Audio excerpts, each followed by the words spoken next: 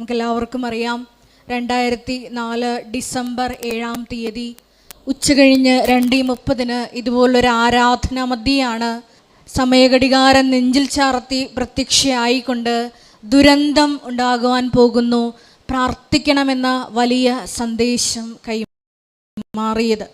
വിവിധങ്ങളായ ദുരന്ത മുഖങ്ങളിലൂടെ കടന്നു പോകുന്ന ലോകത്തുള്ള എല്ലാ സഹോദരങ്ങളെയും, ഏറെ പ്രത്യേകിച്ച് നമ്മുടെ തന്നെ സംസ്ഥാനമായ കൊച്ചു കേരളത്തെയും അതിൻ്റെ വിവിധങ്ങളായ ദുരന്ത അവസ്ഥകളെയും നമുക്ക് പ്രത്യേകമായിട്ട് ഈ വരാൻ പോകുന്ന ഉടമ്പടി ധ്യാനത്തിൽ അൾത്താരയിൽ ദിവ്യകാരുണ്യനാഥന് മുമ്പിൽ സമർപ്പിച്ച് പ്രാർത്ഥിക്കാം.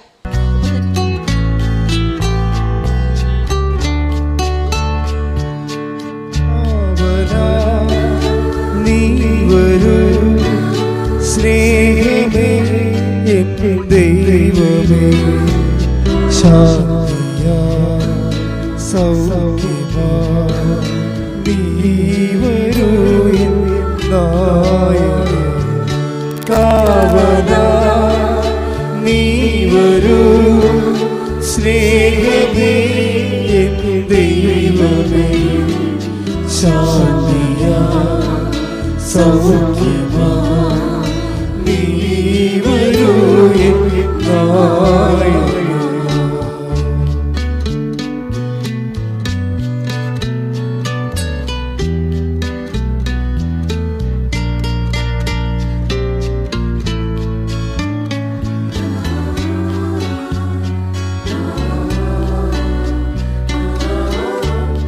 തളരുന്ന നേരത്തിൽ പ്രാണനെ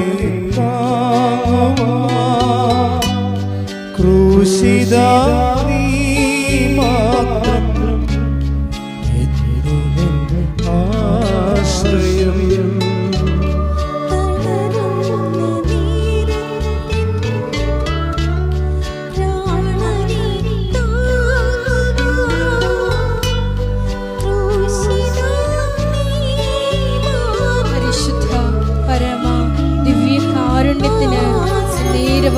ആരാധനയും സ്തുതിയും പുകഴ്ചയും ഉണ്ടായിരിക്കട്ടെ. പരിശുദ്ധ പരമ ദിവ്യകാരുണ്യത്തിന് നേരവും ആരാധനയും സ്തുതിയും പുകഴ്ചയും ഉണ്ടായിരിക്കട്ടെ. പരിശുദ്ധ പരമ ദിവ്യകാരുണ്യത്തിന് നേരവും ആരാധനയും സ്തുതിയും പുകഴ്ചയും ഉണ്ടായിരിക്കട്ടെ.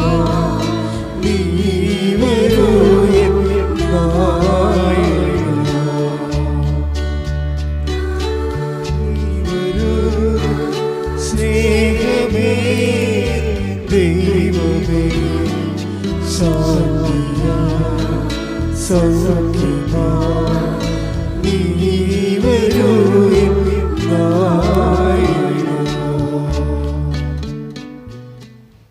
പരിശുദ്ധ പരമദിവ്യകാരുണ്യത്തിന് ആരാധനയും സ്തുതിയും പുകഴ്ചയും ഉണ്ടായിരിക്കട്ടെ. പരിശുദ്ധ പരമദിവ്യകാരുണ്യത്തിന് ആരാധനയും സ്തുതിയും പുകഴ്ചയും ഉണ്ടായിരിക്കട്ടെ. പ്രിയപ്പെട്ടവരെ, കഴിഞ്ഞ ദിവസം രാധമ്മ എന്ന് പറയുന്ന ഒരു മാള് ഹരിപ്പാടെന്ന് ഉള്ളവരാണ്. ഹരിപ്പാട് ഈ രാധമ്മ ഒറ്റ ശ്വാസത്തിൽ ഉടമ്പടിയുടെ 15 അനുഭവങ്ങളെ പങ്കിട്ട് 15 അനുഭവങ്ങൾ ഉടമ്പടിയുടെ. അപ്പോൾ എനിക്ക് ഇടക്കാലം കൊണ്ടൊരു ചെറിയൊരു ആശങ്ക ഉണ്ടായിരുന്നു. അത് ഞാൻ അമ്മയോട് പറഞ്ഞിട്ടുണ്ട്, വേറെ ആരോടും പറഞ്ഞില്ല. ഇപ്പോൾ ഉടമ്പടിയിൽ ഇന്നലെ ഒരു മജിസ്ട്രേറ്റ് സാക്ഷ്യം പറഞ്ഞു. അതുപോലെ തന്നെ IAS വിദ്യാർത്ഥികൾ അവർ പാസ്സായതിനു ശേഷം വന്ന് സാക്ഷ്യം പറയും. IIM സാക്ഷ്യം പറയും. IIT സാക്ഷ്യം പറയും.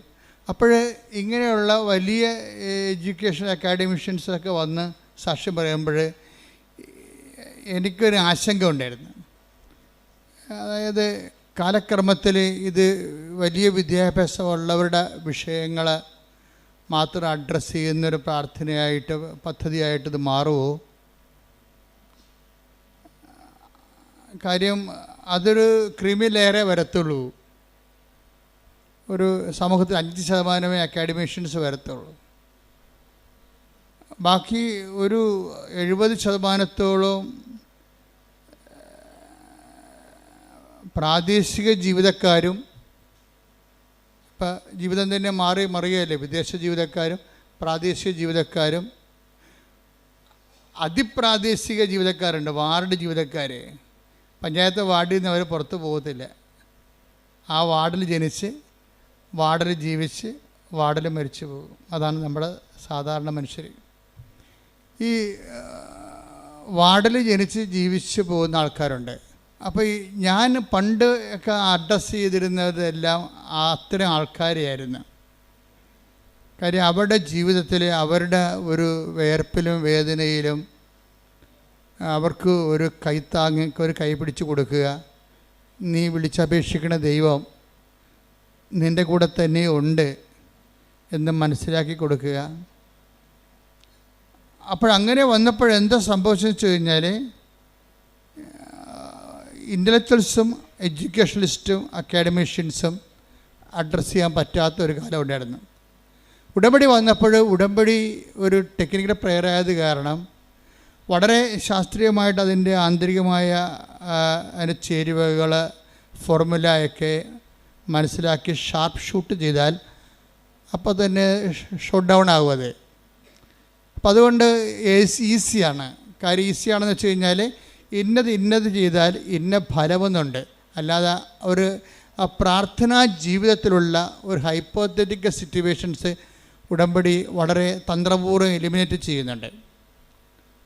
അപ്പോൾ പ്രാർത്ഥിക്കുന്ന ആൾക്കാരുടെ ഒരു ഇത് പ്രെയർഫുൾ അതായത് പബ്ലിക് പ്രാർത്ഥിക്കുന്ന പൊതുജനത്തെ സംബന്ധിച്ചിടത്തോളം അവർക്കുണ്ടാകുന്ന ഒരു കൺഫണ്ടേഷൻ, അവരുടെ അംബിഗ്വിറ്റി ഉണ്ട് അവർക്ക്. എന്ന് വെച്ചാൽ ഒരു എന്താണ്, ദൈവം കേൾക്കുമായിരിക്കും, കേട്ടാൽ കൊള്ളാം എന്നുള്ള രീതിയിൽ അവർക്കൊരു ഉറപ്പില്ല.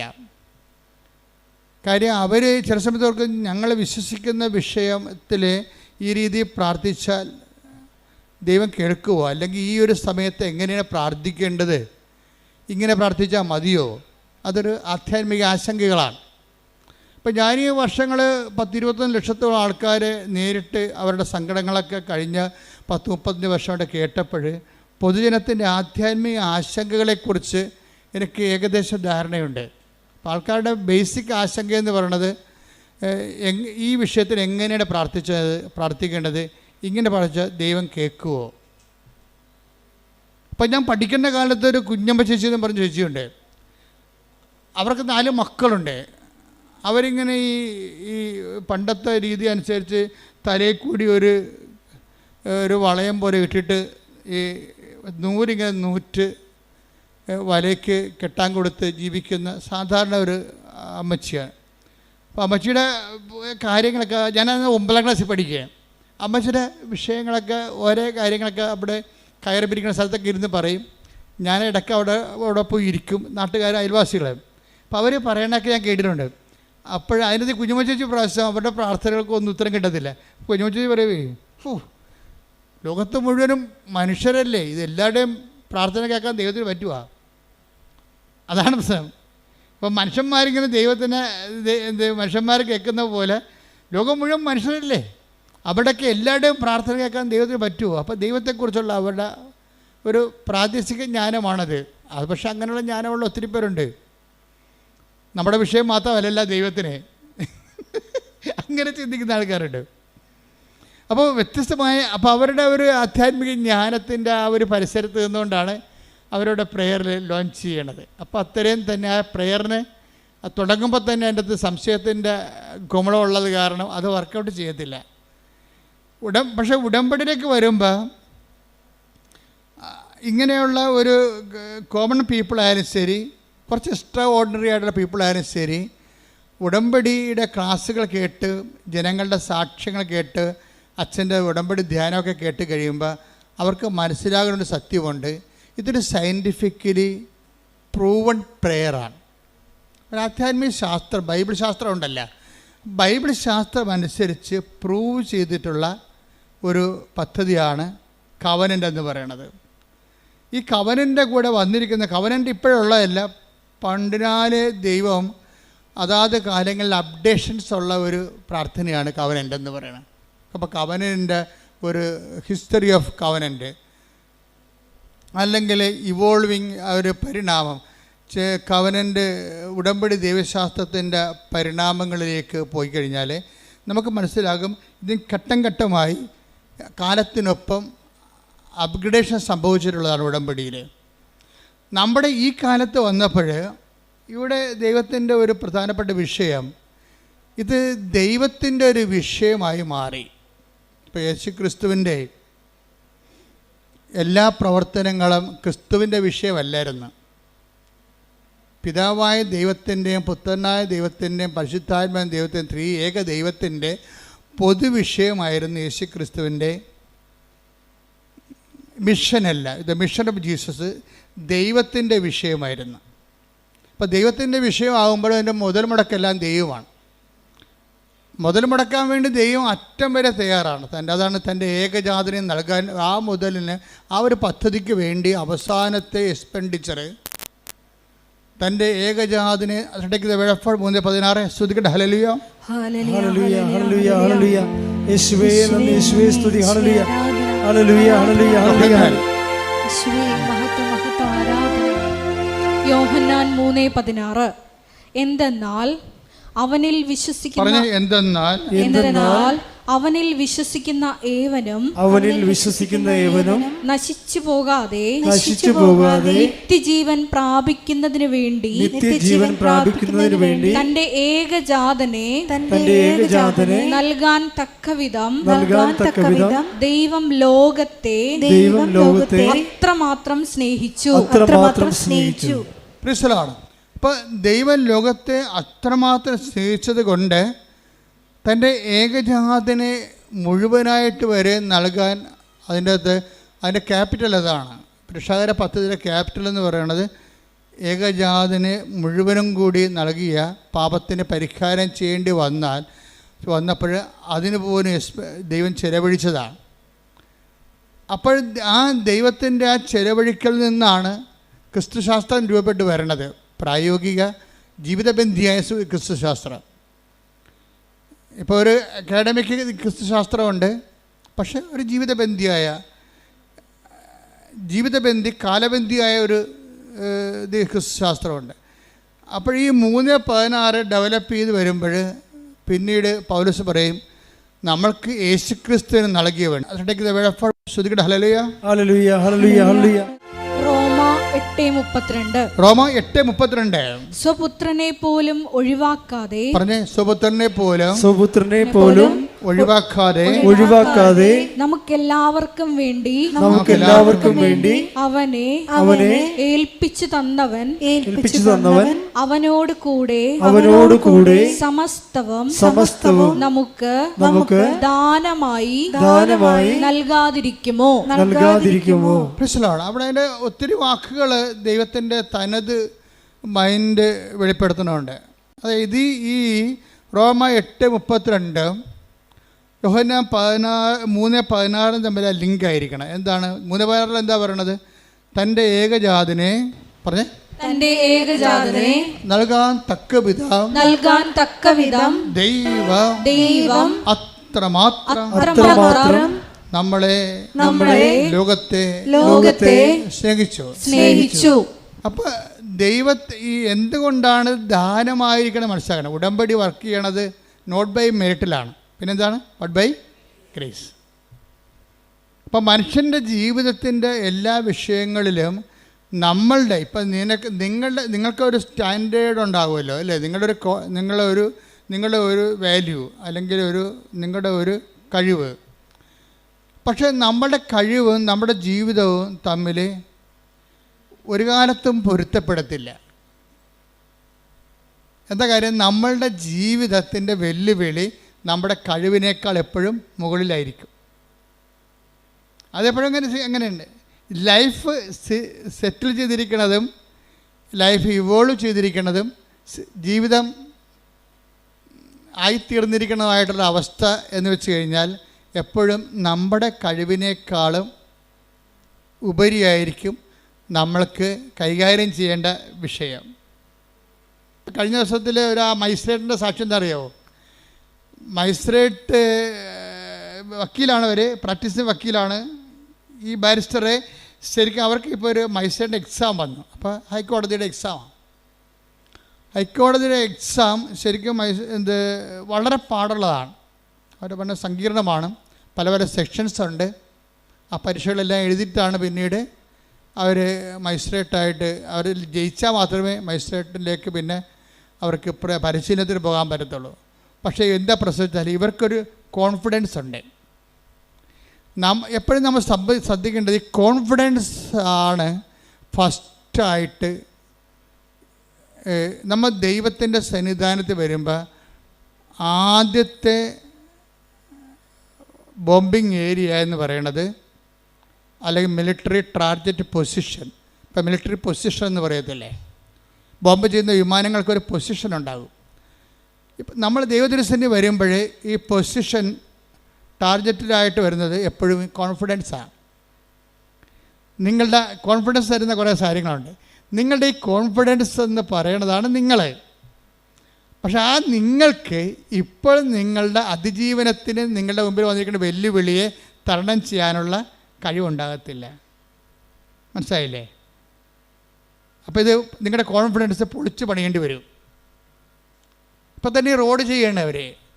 ഇപ്പം നല്ല റോഡിൽ വണ്ടി പോകുന്നുണ്ട്, പക്ഷേ റോഡ് അവർ പൊളിക്കുകയാണ്. മൊത്തം പൊളിച്ചിട്ട് അതെല്ലാം വീണ്ടും അതെല്ലാം പൊടിച്ച് റീകോൺക്രീറ്റ് ചെയ്യുകയാണ്. എന്താ കാര്യം? അവർക്ക് ഗ്യാരണ്ടി ഉണ്ട്, അടുത്ത ഒരു 50 കൊല്ലത്തേക്ക് തലമുറകളെ കോടിക്കണക്കിന് വാഹനം ഓടേണ്ടതാണ്. അതനുസരിച്ച് ഈ റോഡ് അതിന് പറ്റത്തില്ല, അതുകൊണ്ട് അവർ പൊളിക്കുകയാണ്. ദൈവം ചെയ്യേണ്ടത് ഏതാണ്ട് ഇതേ പരിപാടിയാണ്. നിങ്ങളുടെ കോൺഫിഡൻസ് ആദ്യം പൊളിക്കും. കോൺഫിഡൻസിൻ്റെ ഓരോ ഏജൻറ്റ് നോക്കിയാൽ മതി, പണി വരാൻ പോണത് എവിടെയാണെന്നൊക്കെ അറിയാൻ പറ്റും. ഒന്നെങ്കിൽ നമ്മുടെ ആരോഗ്യമായിരിക്കും. പരമാവധി പണി ആദ്യം കിട്ടാൻ സാധ്യതയുള്ളത് ബോഡിയിലാണ്. ബോഡി എപ്പോഴും നിങ്ങൾ ശ്രദ്ധിച്ച് പ്രാർത്ഥനാപരമാക്കുകയാണ്. പിന്നെ കിട്ടാൻ പോകുന്നത്, പിന്നെ ബോംബ് വീഴാൻ സാധ്യതയുള്ളത് കോമ്പറ്റീഷനിലാണ് വരണത്. നിങ്ങൾ ചിലപ്പോൾ സ്കൂളിൽ റാങ്കാകാം. സ്കൂളിൽ റാങ്കായി കഴിയുമ്പോൾ ടീച്ചർമാർ പറയും നിങ്ങൾ സ്കൂളിൻ്റെ അഭിമാനമാണോ ആന കൂന എന്നൊക്കെ പറയുമ്പോൾ നിങ്ങൾക്ക് മാലയൊക്കെ ഇതിട്ട് ബൊക്കൊക്കെ തന്ന് വിടും. കോളേജ് ചെല്ലുമ്പോൾ നിങ്ങൾ എല്ലാ വിഷയത്തിലും പൊട്ടിപ്പോകും. എന്താ കാര്യം? സ്കൂളിൽ നിങ്ങൾ കിങ് ആയതുകൊണ്ടാണ് അങ്ങനെ സംഭവിക്കുന്നത്. കോൺഫിഡൻസ് ഉണ്ട് നിങ്ങൾ.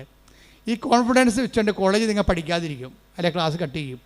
അപ്പോൾ അവർ പറയണത് എന്താ വെച്ചാൽ, ഞാൻ പഠിച്ചില്ലേലും ജയിക്കും, പഠിക്കണ പിള്ളേർക്ക് വീട്ടിൽ ഇരുന്നാലും മതി, കോളേജിൽ പോകേണ്ട കാര്യമില്ല, ഇപ്പോൾ ക്ലാസ് കട്ട് ചെയ്ത് നടക്കും. അപ്പം അങ്ങനെ വരുമ്പോൾ ഈ നമ്മുടെ കോൺഫിഡൻസാണ് ആധ്യാത്മികമായ ഉഴപ്പുണ്ടാക്കുന്നത്. അതെപ്പോഴും നമ്മൾ ശ്രദ്ധിക്കണം. നിങ്ങൾക്കിന്ന് ആധ്യാത്മികമായിട്ട് എന്തെങ്കിലും ഒരു ഫ്ലക്ച്വേഷൻ ഉണ്ടെങ്കിൽ ആദ്യം ട്രീറ്റ്മെൻറ്റ് നടത്തേണ്ടത് നിങ്ങളുടെ കോൺഫിഡൻസിലാണ്.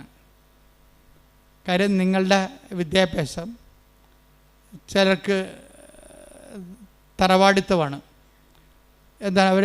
അതായത് ഇപ്പോൾ ഒരു ജോലിയുണ്ട്, ജോലി വന്നിട്ടുണ്ട്, അത് ഇതിലാണ് വന്നിരിക്കുന്നത്, ട്രാൻസ്പോർട്ട് ബസ് കണ്ടക്ടറാകാനുള്ള ജോലിയാണ്. അപ്പോൾ ഇവരെ പെറ്റ് വീണ കാര്യത്തിൽ തന്നെ IAS എടുപ്പിച്ചിട്ടാണ് മാതാപിതാക്കന്മാർ വളർത്തുന്നത്. എൻ്റെ മകൾ വളർന്ന് കളക്ടറാകുമെന്നും പറഞ്ഞല്ലേ, പേരിടുമ്പോൾ തന്നെ അവൾ കളക്ടറാകും. ഈ കുഞ്ഞ് ഞാൻ കളക്ടറാകും എന്ന് പറഞ്ഞുകൊണ്ട് ഇരുന്ന അവസാനം ഒരു വണ്ടിക്കും കയറി പോകത്തില്ല. വന്ന വണ്ടി പോകും, ഞാൻ കളക്ടറിൻ്റെ വണ്ടി വരാതിരിക്കില്ല, കളക്ടറിൻ്റെ വണ്ടി വരാൻ. അവസാനം തെണ്ടിപ്പെറുക്കി പട്ടിണിയായി കയറി നാറി കഴിയുമ്പോഴാണ് വല്ല വണ്ടിയും കയറി പോയാൽ മതി, അപ്പോൾ കാലം കഴിഞ്ഞു പോകും. ഇങ്ങനെ എന്തോ അടിച്ചേൽപ്പിച്ച ആത്മവിശ്വാസങ്ങളുണ്ട് ആൾക്കാർക്ക്. ആരോ അടിച്ചേൽപ്പിച്ച വിശ്വാസം. നീ കളക്ടർ വരെ കുന്തമില്ല, നിൻ്റെ കഴിവനുസരിച്ച് നീ അധ്വാനിക്കുക, ബാക്കി ദൈവം ക്രമീകരിക്കും. മനസ്സിലായ? എനിക്ക് ആഗ്രഹത്തിൻ്റെ അടിമയാകരുത്, ആഗ്രഹത്തിൻ്റെ യജമാനനാകണം. മനസ്സിലായില്ലേ? ആഗ്രഹത്തിൻ്റെ അടിമയായിട്ട് നീ ഒരു ലക്ഷ്യം വെച്ചിട്ട് അതിൽ നിന്ന് തന്നെ പിടിച്ചു നിൽക്കുകയാണ്. ഞാൻ ഈ 12 പ്രാവശ്യമൊക്കെ OIT എഴുതുമ്പോൾ പറഞ്ഞു എൻ്റെ മകളെ 12 പ്രാവശ്യമായി. ആരോ പറഞ്ഞ് നിൻ്റെ തലയെ കയറ്റിയതാണ്, നീയും കെട്ടിയവരും കൂടി കാനഡയിൽ താമസിക്കുമെന്ന്. അപ്പോൾ അതിൻ്റെ സ്വപ്നം കൊണ്ട് നടക്കുകയാണ്. ശരിക്കും ഞാനിതിനൊന്നും എതിർക്കണില്ല. പക്ഷേ യാഥാർത്ഥ്യ ബോധം എന്ന് പറയണത് ഇറ്റ് ഈസ് നോട്ട് കോമൺ. അതൊരു കോമൺ സെൻസാണ് വേണ്ടത്. കോമൺ സെൻസ് എന്ന് ഇപ്പോൾ കോമൺ അല്ലെന്നല്ലേ പറയണത്. യാഥാർത്ഥ്യബോധം, ഏറ്റവും കൂടുതൽ യാഥാർത്ഥ്യബോധം കുറവുള്ളത് പെൺപിള്ളേർക്കാണ്. ഞാൻ ഇത്രയും നാൾ വന്നിട്ടുള്ള യാത്രയിൽ എനിക്ക് മനസ്സിലാക്കി ഏറ്റവും കുറവ് യാഥാർത്ഥ്യബോധമുള്ളത് പെൺപിള്ളേർക്കാണ്. അവർ ഒന്ന് പറഞ്ഞാലും മനസ്സിലാകത്തില്ല, അവർക്ക് ഒന്ന് പറഞ്ഞാൽ മനസ്സിലാകത്തില്ല. എന്ന് വെച്ചാൽ നിങ്ങൾ ഡിഗ്രഡേറ്റ് ചെയ്യണമെന്നല്ല ഞാൻ പറയണത്. നമുക്ക് നിങ്ങളെ ഒരു സാമാന്യ ബുദ്ധി ഈ വിഷയത്തിൽ കാണിക്കണം. കലിബർ, കടന്നു വന്നിട്ടുള്ള മാർഗങ്ങൾ, അല്ലാതെ ഓരോരുത്തരും പോയി അവരെപ്പോലെ ആകാൻ വേണ്ടി തവള ആനയെപ്പോലെ വീർപ്പിക്കാൻ നിൽക്കരുത്. കാര്യം തവള വീർത്താലും ആന വീർത്താലും കുറച്ച് കഴിയുമ്പോൾ ഇതെല്ലാം ചത്തി പിരിഞ്ഞ് മണ്ണോടായി തീരും. നമ്മളെപ്പോഴും ശ്രദ്ധിക്കേണ്ടത് ഉറപ്പ് വരുത്തേണ്ട ഒരു സാധനം മാത്രമേ ഉള്ളൂ. എന്താണ്? ദൈവം.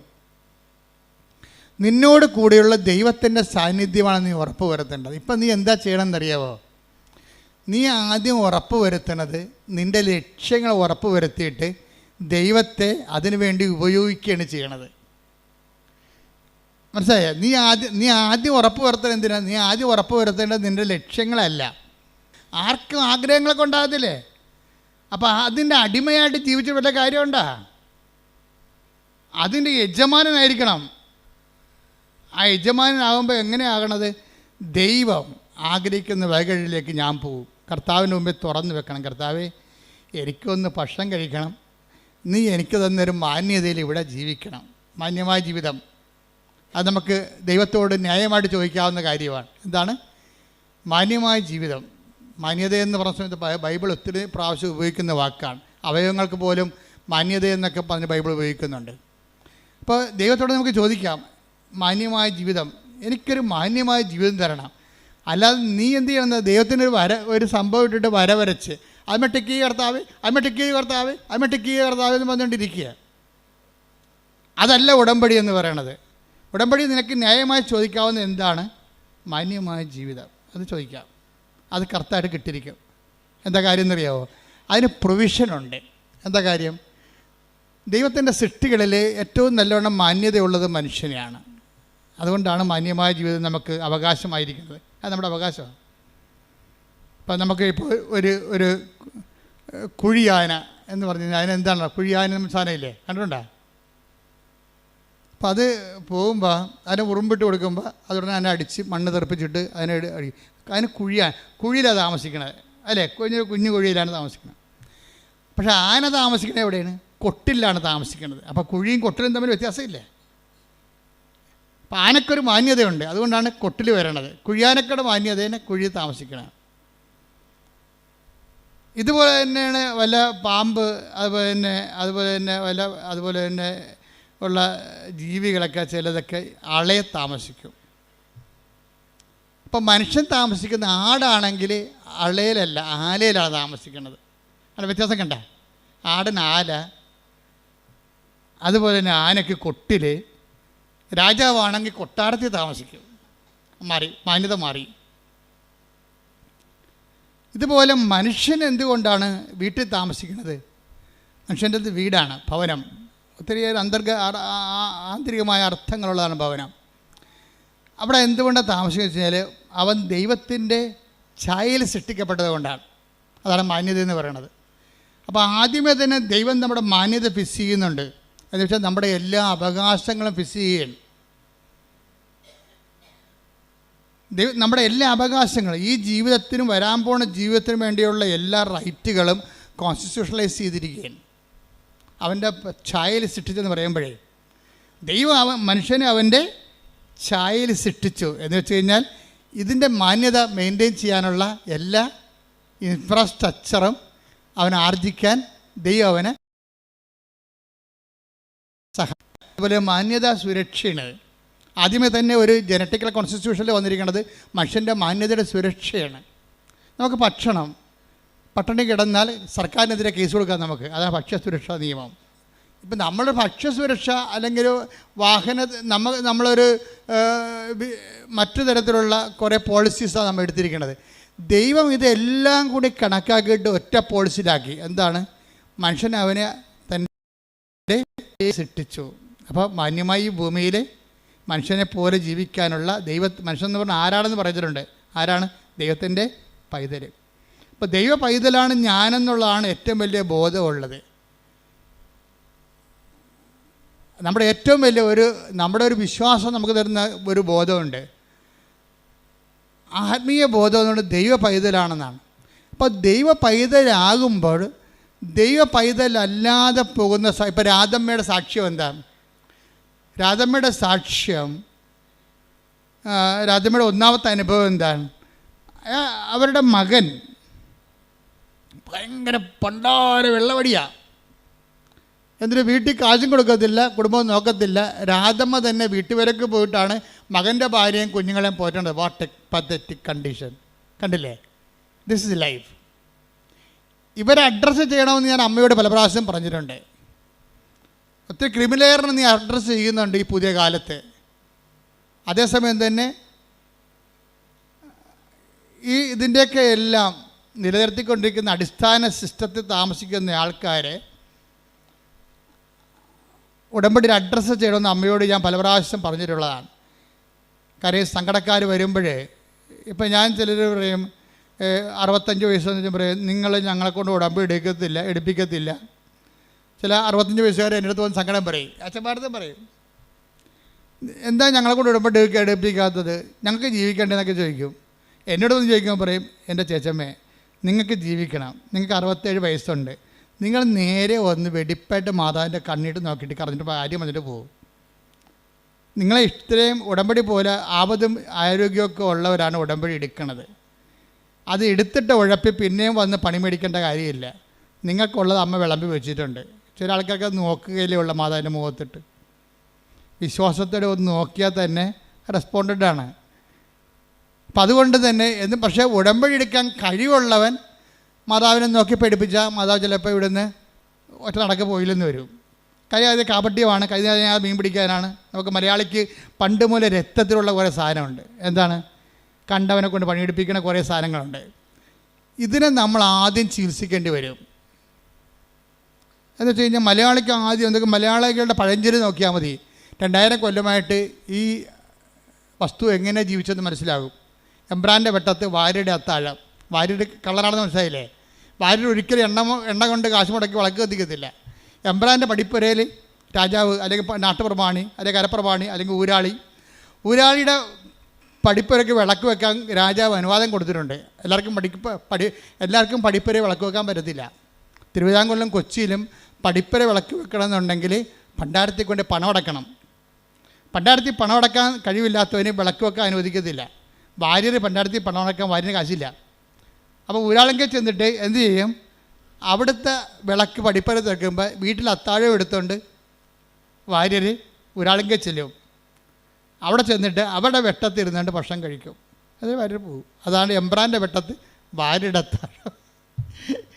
ചിലർ പറയും കൈ നനയാതെ മീൻ പിടിക്കുക. അതാണ് സംഭവം. എന്ന് വെച്ച് കഴിഞ്ഞാൽ ചൂണ്ടിക്കാണിച്ചു കൊടുക്കും. ഈ മീൻ പിടി കറക്കുന്നതിനെ നിൽക്കും, മറ്റവൻ കഴുത്തപ്പം വെള്ളത്തിൽ കിടക്കും. അതാണ് കൈ നനയാതെ മീൻ പിടിക്കുക. പിന്നെ തുമ്പിയെ കൊണ്ട് കല്ലെടുപ്പിക്കുക. അപ്പോൾ ഇതൊക്കെ മലയാളിയുടെ ബേസിക് മെറ്റീരിയൽ നേച്ചറിലുള്ളതാണ്. ഇതിന് ആധ്യാത്മികതയിൽ ബൈബിള് ഇതിന് നല്ലവണ്ണം ചികിത്സിക്കും ഈ രോഗത്തിനെ. അതേപോലെ ദ്രവീഡീയമായ ദ്രാവിഡരുടെ ഇടയിൽ കാണുന്ന ഒരു രോഗമാണത്. കണ്ടവനെ കൊണ്ട് പണിയെടുപ്പിക്കുക, പപ്പായെ കൊണ്ട് ഉടമ്പടിപ്പിക്കുക. അതാണ് സാധനം. പപ്പായെ കൊണ്ട് ഉടമ്പടിപ്പിക്കുക. ഈ മൈസ്ട്രേറ്റ് അങ്ങനെ ഒരാളാണ്. മൈസ്ട്രേറ്റിൻ്റെ സാക്ഷ്യം തരുമ്പോൾ ആദ്യം ഇവർ ഡയറക്റ്റായിട്ട് വന്നിട്ട് ഉടമ്പടി എടുക്കത്തില്ല. ആരാ ഉടമ്പടി എടുക്കണത്? അമ്മയെ കൊണ്ട് ഉടമ്പടി എടുക്കണത്. പക്ഷേ ഇവിടെ അത് ഏക്കത്തില്ല, ഇവിടെ അക്സെപ്റ്റ് ചെയ്യത്തില്ല. കാര്യം മലയാളിയുടെ 2000 കൊല്ലത്തെ മനസ്സുമൊക്കെ അമ്മയ്ക്ക് അറിയാവുന്ന കാരണം അമ്മ പറയും ഓടരുത് അമ്മാവ ആളറിയുന്ന സംഭവം. അതുകൊണ്ട് മൈസേട്ടൻ്റെ കാര്യങ്ങളൊന്നും നടക്കത്തില്ല. പക്ഷെ അമ്മ മാതാവിൻ്റെ മുമ്പിൽ ഇത്തിരി വില നിലയുള്ള ആളാണ്. കാര്യം അവർക്ക് നല്ല ഇൻവെസ്റ്റ്മെൻറ്റ് ഉള്ള ആളാണ്. അപ്പോൾ മൈസേട്ടന് പരീക്ഷയ്ക്ക് പോകാൻ നേരത്ത് ടാനിയ പറയും, അമ്മേ ഞാൻ പരീക്ഷയ്ക്ക് പോകണില്ല, കാര്യം എനിക്ക് നല്ല മൈഗ്രെയിനാണ്, തല പൊട്ടാണ്, തല പൊടിയാണ്, എൻ്റെ ബോധം പോകണമെന്ന് പറയും. അപ്പോൾ അമ്മ പറയും, നീ പരീക്ഷയ്ക്ക് പോകും മകളെ, എന്താ കാര്യം? ഞാൻ കൃപാസനത്തിൻ്റെ ഒരു കാശിരുവം നിനക്ക് തരാം, നീ നെറ്റിക്കൊട്ടിച്ച് വെക്ക്, 10 മിനിറ്റ് നമുക്ക് വെയിറ്റ് ചെയ്യാം, മാതാവ് നിൻ്റെ തലവേദന എടുത്ത് മാറ്റും, നീ പരീക്ഷയ്ക്ക് പോകുന്നു. അപ്പോൾ ഇവൾ കിടക്കുകയാണ്, ഇങ്ങനെ ഉരുണ്ട് വട്ടത്തിൽ കിടക്കുകയാണ്, തലപെരുത്ത് വേദനയായിട്ട് കിടക്കുകയാണ്. ഒന്നും ഓർക്കണില്ല, കണ്ണ് കാണാൻ പാടില്ല. തലവേദന എടുത്തിട്ടേ കണ്ണ് കാണാൻ പാടില്ല, ഒന്നും അക്ഷരം നോക്കിയിട്ട് തെളിഞ്ഞ് വരണില്ല, എല്ലാം ഇങ്ങനെ ബ്ലറടിച്ചിരിക്കുകയാണ്. അപ്പോൾ ഇവൾ എന്ത് അഡ്വക്കേറ്റ് ആയാലും അമ്മമാർക്ക് ഒരു കഴിവില്ലേ, എത്ര വലിയ ആൾക്കാരായാലും അമ്മ എപ്പോഴും അമ്മമാർ, ഞാൻ പറഞ്ഞ ഒന്നെങ്കിലും നിങ്ങളെ പ്രസവിക്കാൻ പോകരുത്, അതൊരു ദൈവികമായ ഏർപ്പാടാണ്. പ്രസവിക്കാൻ പോയാൽ നിങ്ങൾ ഉടനെ അമ്മയാകും. അമ്മയായാൽ നെക്സ്റ്റ് ഗോഡാണ്, ദൈവത്തിൻ്റെ അടുത്ത് നിൽക്കുന്ന ആളാണ്. അമ്മ എന്തെങ്കിലും മക്കൾക്ക് വേണ്ടി ദൈവത്തോട് പറഞ്ഞാൽ ദൈവം അപ്പം ഒപ്പിടും. എന്താ കാര്യം?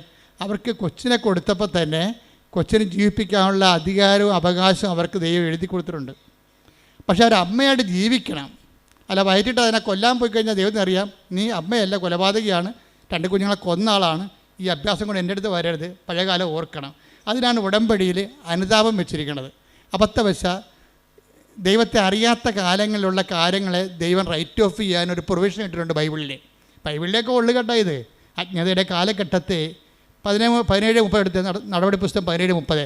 ശ്രുതിക്കട്ടെ ഹല്ലേലൂയ ഹല്ലേലൂയ ഹല്ലേലൂയ ഹല്ലേലൂയ. അപ്പോസ്തല പ്രവർത്തനങ്ങൾ 17:30.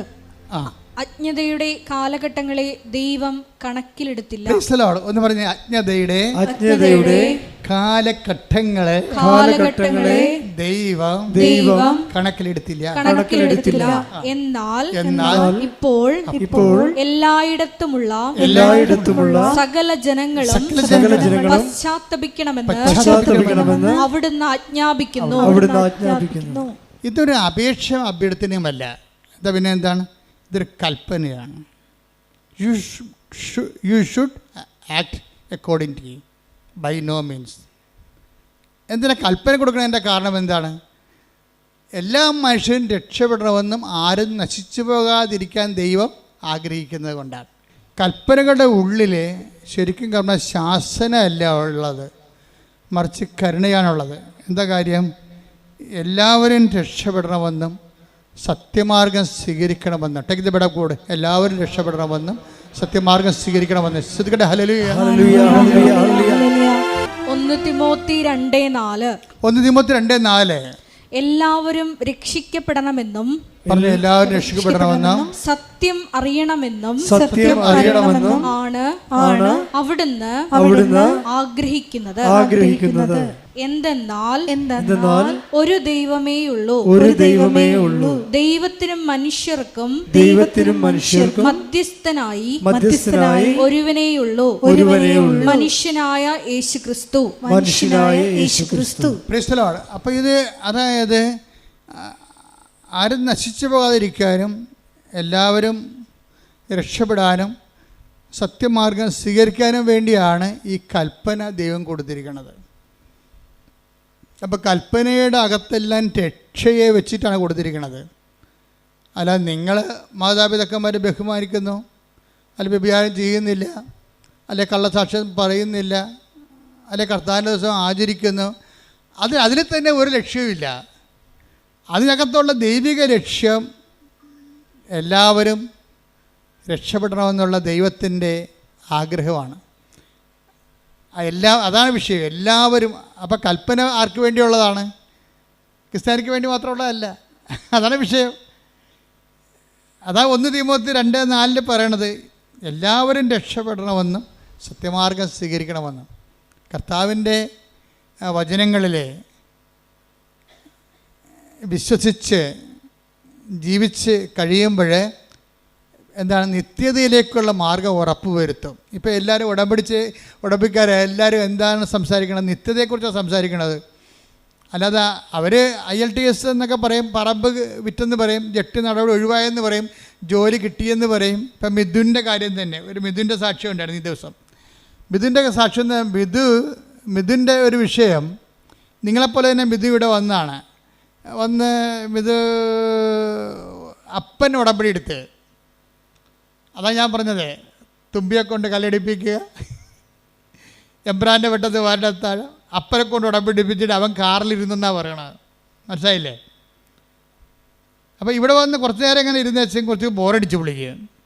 ഇവിടുത്തെ ഈ മുത്തുക്കൊടയും അതുപോലെ തന്നെ പ്രദക്ഷിണവും ഇവിടുത്തെ പ്രാർത്ഥനയും സാക്ഷിയൊക്കെ കേട്ടിട്ട് പുള്ളി ഇത് എനിക്ക് പറഞ്ഞിട്ടുള്ളതല്ല എന്ന് പറഞ്ഞുകൊണ്ട് അവിടെ ഇരുന്ന് കുറച്ച് നേരം. ആദ്യത്തെ സ്റ്റെപ്പ് അങ്ങനെയാണ്, എനിക്ക് പറഞ്ഞിട്ടുള്ളതല്ല ഇത്, നമുക്ക് പറ്റത്തില്ല, നമുക്ക് പറഞ്ഞിട്ടുള്ളതല്ല എന്ന് പറഞ്ഞു അവിടെ ഇരുന്ന്. അപ്പോൾ തന്നെ ഇവൻ എഴുന്നേറ്റ് പോയി കാറിലിരുന്നിട്ട് അവൻ സിനിമ കണ്ട്. പോരെ, ഉടമ്പടി കാണാൻ അപ്പനെ കൊണ്ട് ഉടമ്പടിപ്പിക്കാൻ വന്നവൻ സിനിമ കണ്ട്. എന്താ കാര്യം? അവന് നല്ല കോൺഫിഡൻസ് ആയിരുന്നു, അപ്പന് വരെ തീറ്റി കൊടുക്കുന്നത് അവനാണെന്ന്. അവൻ്റെ പ്രശ്നം തന്നെ. മിഥുൻ്റെ പ്രശ്നം എന്താണ്? മിഥു എന്തുകൊണ്ടാണ് ഇവിടെ വന്നിട്ട് 10 മിനിറ്റ് ഇതെല്ലാം നോക്കിയിരുന്നിട്ട് നേരെ കാറിൽ പോയിരുന്ന് TV കണ്ട എന്താണ്? അപ്പനും അമ്മയ്ക്കും പെങ്ങൾക്കും എല്ലാം ഭക്ഷണം കൊടുക്കുന്ന ആരാണ്? തൻ്റെ ജോലി കൊണ്ടാണ്. അതാണ് പ്രശ്നം. താനാണ് അവിടെ ദൈവം. പിന്നെ മറ്റൊരു ദൈവം, ഈ മറ്റൊരു ദൈവത്തിൻ്റെ സാധ്യത കൽപ്പനയിലുള്ളതാണ്. മറ്റൊരു ദൈവം മിക്കവാറും നമ്മൾ തന്നെയായിരിക്കും. എപ്പോഴും മനുഷ്യന് ഒരു പ്രവണത ഉണ്ട്, മറ്റൊരു ദൈവത്തെ സൃഷ്ടിക്കാനുള്ള പ്രവണത. ഞാൻ ബുദ്ധിസം പഠിക്കുന്ന ആളാണ്. ബുദ്ധിസം പഠിച്ച് കഴിഞ്ഞ ദിവസങ്ങളിൽ പോയി ഒരു സാറുമായിട്ട് ബുദ്ധിസത്തെക്കുറിച്ച് സംസാരിച്ചു. ഇപ്പം ഞാൻ പറഞ്ഞ് ബുദ്ധനും അവസാനം എത്തിയത് താൻ ദൈവമാണെന്ന് പറഞ്ഞുകൊണ്ടാണല്ല. ബുദ്ധനിൽ ദൈവവിശ്വാസം ഇല്ലാത്ത ആളാണ്, റാഷണലായിട്ട് ചിന്തിക്കുന്ന ആളാണ്. പക്ഷേ മരിക്കാൻ നേരത്ത് പറഞ്ഞു, എൻ്റെ ദഹിപ്പിച്ച പൊടി എടുത്ത് നിങ്ങൾ ഒരു തൂണുണ്ടാക്കി വെക്കണം. ആ സ്തൂപം കാണുമ്പോൾ നിർവ്വാണത്തെക്കുറിച്ച് ആഗ്രഹിക്കുന്ന എല്ലാവരും ആനന്ദമുണ്ടാകും. അതാണ് അല്ലയോ ആനന്ദം എന്ന് പറഞ്ഞു തുടങ്ങുന്ന അപ്പം മനുഷ്യനെ അന്വേഷിച്ച് അവസാനം എത്തണം എവിടെയാണ്? അവനാണ് ദൈവം എന്നാണ്. അതാണ് അഹംബ്രഹ്മാസി, ഞാനാണ് ദൈവം. പോരെ, മനുഷ്യന് മറ്റൊരു ദൈവത്തെ സൃഷ്ടിക്കാനുള്ള ഒരു മാനുഷിക പ്രവണത എന്നും ഉണ്ടാകും. ഇതിനെ അഡ്രസ്സ് ചെയ്തുകൊണ്ടാണ് ബൈബിൾ കൽപ്പന ഇറക്കിയിരിക്കുന്നത്. കാര്യം എന്താണ്? നീ തന്നെ ദൈവമാണെങ്കിൽ പിന്നെ യാത്ര അവസാനിപ്പിക്കാവില്ല, നിത്യത അവസാനിപ്പിക്കാവില്ല. നിത്യതയെ മൂടിക്കെട്ടിക്കൊണ്ട് നിന്നെ തന്നെ ദൈവമാക്കി ആത്മീയ അന്വേഷണത്തെ നിന്നിലേക്ക് തിരിച്ചുവിടും. വഴി യൂട്ടേൺ അടുപ്പിക്കും. ബൈബിൾ യൂട്ടേൺ അടുപ്പിക്കത്തില്ല. ബൈബിൾ പറയും നേരെ നീണ്ടു കിടക്കുകയാണ് വഴി, ദൈവത്തിലേക്ക് നടക്കാൻ പറയും. പുറപ്പാട് 23 ശ്രുതികട്ടെ. ഹല്ലേലൂയ, ഹല്ലേലൂയ, ഹല്ലേലൂയ, ഹല്ലേലൂയ. 23 ഞാനല്ലാതെ വേറെ ദേവന്മാർ നിനക്കുണ്ടാകരുത്. Praise the Lord. അപ്പം മിഥുനിലെ ഒരു മറ്റൊരു ദൈവം രൂപപ്പെട്ട് വരികയാണ്. അവൻ്റെ വിദ്യാഭ്യാസം, അവൻ്റെ ജോലി, അവൻ്റെ ശമ്പളം ഇവനെ മറ്റൊരു ദൈവമായിട്ട് മാറ്റും. This is our confidence. ഈ കോൺഫിഡൻസ് എപ്പോഴും ഒരു മിലിറ്ററി പൊസിഷനായിരിക്കും, ടാർഗറ്റ് ചെയ്യാൻ സാധ്യതയുള്ള സ്ഥലം. മിലിറ്ററി ടാർഗറ്റ് സ്ഥലമാണത്. അത് ഞാൻ ആദ്യം ടാർഗറ്റിനെ കുറിച്ച് പറഞ്ഞത്. നമ്മുടെ കോൺഫിഡൻസ് എവിടെയോ അവിടെയായിരിക്കും ബോംബ് വീഴാൻ സാധ്യത. ക്രിസ്തു എന്താ പറഞ്ഞത്? നിൻ്റെ ഹൃദയം എവിടെയോ അവിടെയായിരിക്കും നിൻ്റെ നിക്ഷേപം. ഇതുപോലെ തന്നെ അതിൻ്റെ പാരലൽ, അതിൻ്റെ വ്യാഖ്യാനമാണ് നിൻ്റെ ആത്മവിശ്വാസം എവിടെയോ അവിടെയായിരിക്കും നിൻ്റെ ആത്മനാശം. ശ്രുതികട്ടെ. ഹല്ലേലൂയ, ഹല്ലേലൂയ, ഹല്ലേലൂയ, ഹല്ലേലൂയ. ക്രിസ്തുവിനെ മാത്രം ലക്ഷ്യം വെച്ച് മുന്നേറുവാൻ ഈ ആരാധനയിലൂടെ ഞങ്ങളെ അഭിഷേകം ചെയ്യണം. ഹല്ലേലൂയ, മഹത്വം, മഹത്വം. തളരല്ലേ നെഞ്ചൊന്നു നീരിടല്ലേ, നിന്നെ കാണാൻ നിന്നെ കേൾക്കാൻ നാദമുണ്ടിലേ, ആരാധന ചെയ്യാം. പരിശുദ്ധ പരമ ദിവ്യകാരുണ്യത്തിന് ആരാധനയും സ്തുതിയും പുകഴ്ചയും ഉണ്ടായിരിക്കട്ടെ. അപ്പം എനിക്ക് ഈ ദൈവത്തിന് ആവശ്യമില്ല. വീട്ടിൽ അപ്പന് വരെ ചിലവ് കൊടുക്കുന്ന ദൈവം ഞാനാണ്. മനസ്സിലായി? അതാണ് വിഷയം. അപ്പോൾ ഈ വേറെ ദൈവത്തെ ആത്മവിശ്വാസത്തിൻ്റെ ഒരു പ്രശ്നം എന്താ? ആത്മവിശ്വാസത്തിൻ്റെ പ്രശ്നം വേറെ ദൈവത്തെ സൃഷ്ടിച്ചുകൊണ്ടിരിക്കും. ഇത് ജഡിക മനുഷ്യൻ്റെ ഒരു സ്വാഭാവിക ജൈവ പ്രവണതയാണ്. ഈ ആത്മവിശ്വാസം വേറെ ദൈവത്തെ സൃഷ്ടിച്ചുകൊണ്ടിരിക്കുക. വേറെ ദൈവത്തെ സൃഷ്ടിച്ചുകൊണ്ടിരിക്കണത് തന്നെയല്ല, അത് ചില സമയത്ത് നീ തന്നെയായിരിക്കും ആ ദൈവം, അല്ലെങ്കിൽ നിൻ്റെ പ്രൊഫസറായിരിക്കും നിൻ്റെ ദൈവം. കാര്യം ഈ മനുഷ്യന്മാർക്ക് എപ്പോഴും ആരാധന വാസന ഉള്ളതാണ്. ആരാധന വാസന, ഈ ആരാധന വാസന ദൈവം മനുഷ്യരിൽ വെച്ച് കൊടുത്തിരിക്കുന്നത് എന്തുകൊണ്ടാണ്? അതൊരു ആരാധന വാസന, ഒരു ജന്മവാസനയാണ്. വാസനയല്ലേ അത്, ഇൻസ്റ്റിങ്ക്റ്റ് അല്ലേ? ആരാധന വാസനയാണ്, ഇൻസ്റ്റിങ്ക്റ്റാണ്. ഇപ്പം ഇപ്പോൾ ഇവിടെ ഒരു പുഴയാണ്. നമ്മൾ 1 കിലോമീറ്റർ അകലെ ഒരു പുഴയുമില്ല, അവിടെയെങ്കിലും വെള്ളവുമില്ല. ഒരു ആമയെ പിടിച്ചിട്ട് കിഴക്കോട്ട് തിരിച്ച് വെച്ച് നോക്കിയേ, അത് അപ്പം തന്നെ പടിഞ്ഞോട്ട് തിരിഞ്ഞിട്ട് ഈ പുഴയിലേക്ക് നടക്കും.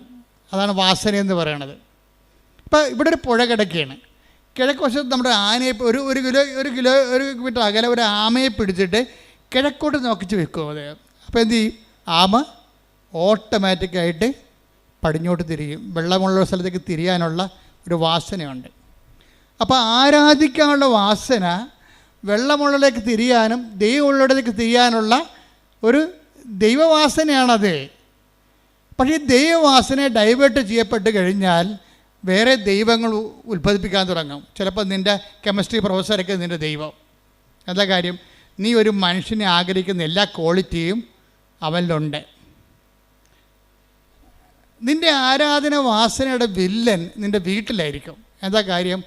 ദൈവമെന്നും പറഞ്ഞ് വിളിച്ചുകൊണ്ട് നടക്കണതിൻ്റെ അപ്പൻ എന്തെങ്കിലും വിഷയം കഴിയുമ്പോൾ പൂക്കൽ പോലെ വിറക്കണ കാണാം. അയാൾ നിനക്ക് ഹീറോ അല്ല. അതുകൊണ്ട് നിൻ്റെ മനസ്സ്, അരക്ഷിതമായ നിൻ്റെ മനസ്സ് ഒരു പ്രശ്നങ്ങളുടെ മുമ്പിൽ വിറക്കാത്ത ഒരു മനുഷ്യനെ തേടി നടക്കും, ഒരു സന്നിധാനത്തെ തേടി നടക്കും. അങ്ങനെ വരുമ്പോൾ ദൈവവിശ്വാസമില്ലാത്ത ഒരു പ്രൊഫസറിനെ കണ്ടുപിടിച്ചെന്ന് വിചാരിച്ചോ, അല്ലെങ്കിൽ ഒരു പാർട്ടി സഖാവിനെ കണ്ടുപിടിക്കും. നീ അയാളെ ആരാധിക്കാൻ തുടങ്ങും. സത്യദൈവത്തെ നഷ്ടപ്പെടുന്ന അവിശ്വാസത്തിൻ്റെ വഴികളെക്കുറിച്ച് ഉടമ്പടിയിലുള്ളവർ ബോധവാന്മാരായിരിക്കണം. ശ്രദ്ധിക്കട്ടെ. ഹല്ലേലൂയ, ഹല്ലേലൂയ, ഹല്ലേലൂയ, ഹല്ലേലൂയ.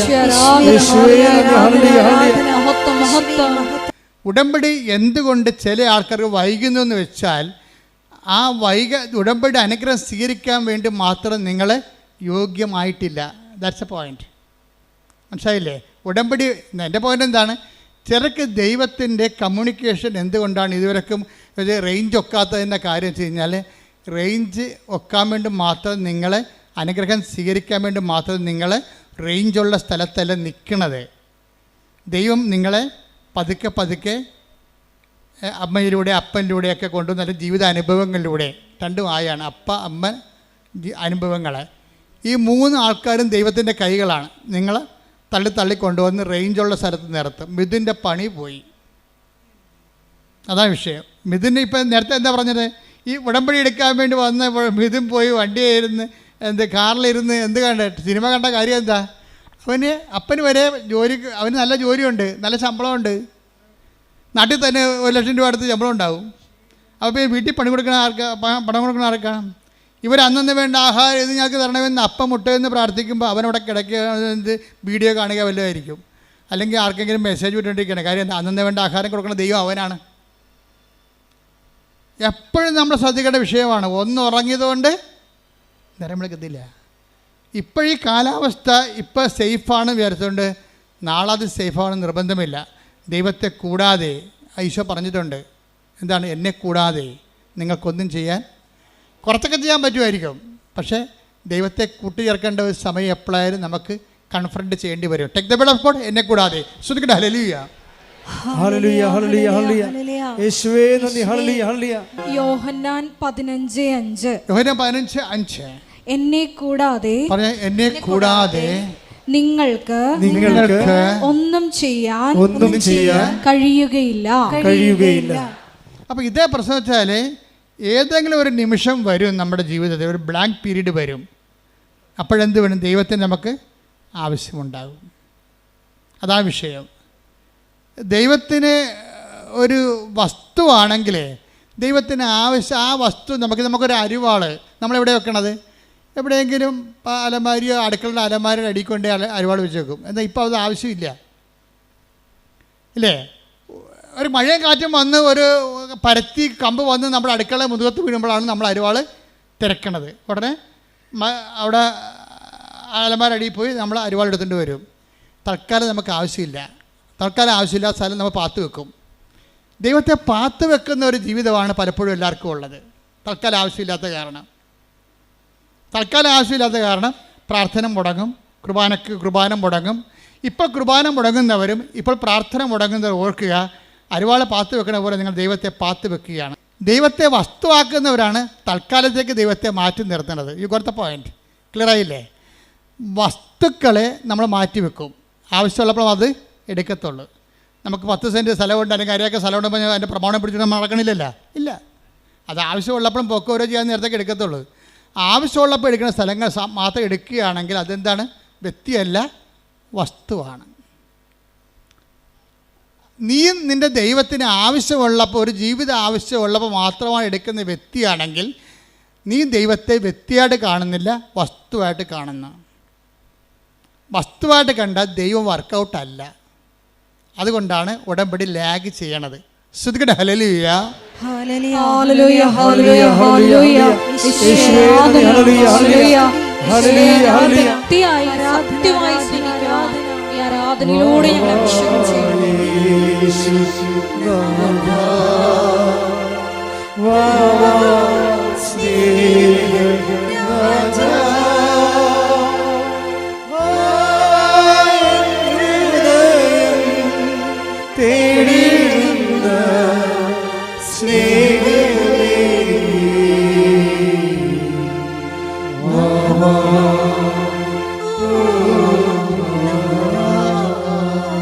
പരിശുദ്ധ പരമദിവ്യകാരുണ്യത്തിന് ആരാധനയും സ്തുതിയും പുകഴ്ചയും ഉണ്ടായിരിക്കട്ടെ.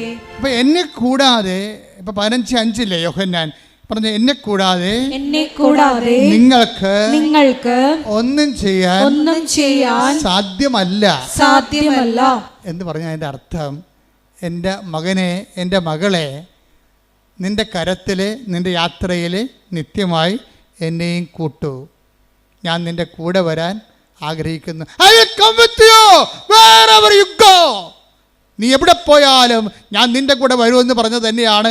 എന്നെ കൂടാതെ നിങ്ങൾക്ക് ഒന്നും ചെയ്യാൻ സാധ്യമല്ലെന്ന് പറയുന്നുണ്ടെങ്കിൽ അതാണ് ഉടമ്പടിയിലുള്ള ദൈവത്തിൻ്റെ സ്നേഹം. കൈയടിക്കട്ടെ.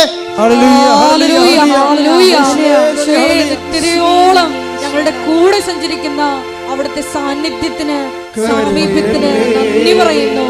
Hallelujah, hallelujah.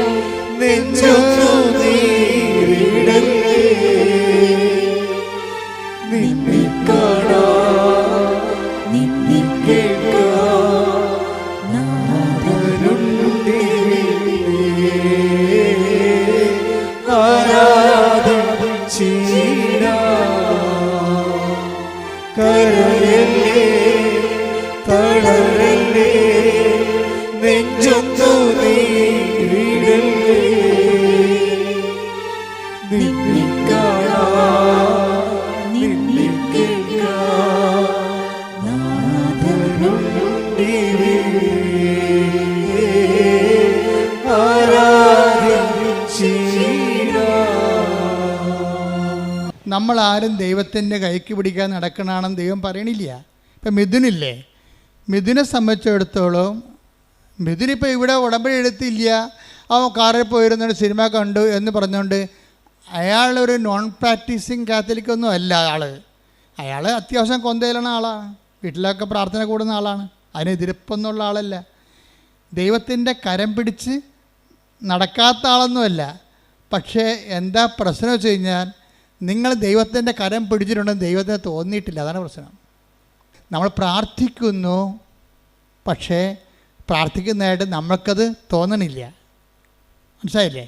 നമ്മൾ പള്ളിയിൽ പോകുന്നതായിട്ടും കുർബാന കൂടുന്നതായിട്ടും നമ്മൾക്കത് തോന്നണില്ല. എന്താ കാര്യം? നിങ്ങളത് സ്പിരിച്വൽ ഫ്രിജിഡിറ്റിയിലാണ്. You are a spiritual frigidity. ഇതിന് ആദ്യം വേണ്ടത് അവയർനെസ്. സ്പിരിച്വൽ ഫ്രിജിഡിറ്റി, ആധ്യാത്മിക ശൈത്യത്തെ അതിജീവിക്കാനുള്ള ആദ്യ മാർഗമെന്ന് പറയുന്നത് അവയർനെസ്സാണ്. എന്താണ്? ഞാൻ ചെയ്യുന്ന കാര്യത്തിൽ എൻ്റെ മനസ്സ് ഉറപ്പിക്കണം. നിങ്ങളിവിടെ ആയിരിക്കാണ്, ഉടമ്പടി എടുത്തിരിക്കുന്ന ആളാണ്. ഇപ്പം ചില ആൾക്കാർക്കൊക്കെ ഉടമ്പടിയെക്കുറിച്ച് വല്ലാത്ത കോൺഷ്യസാണ്.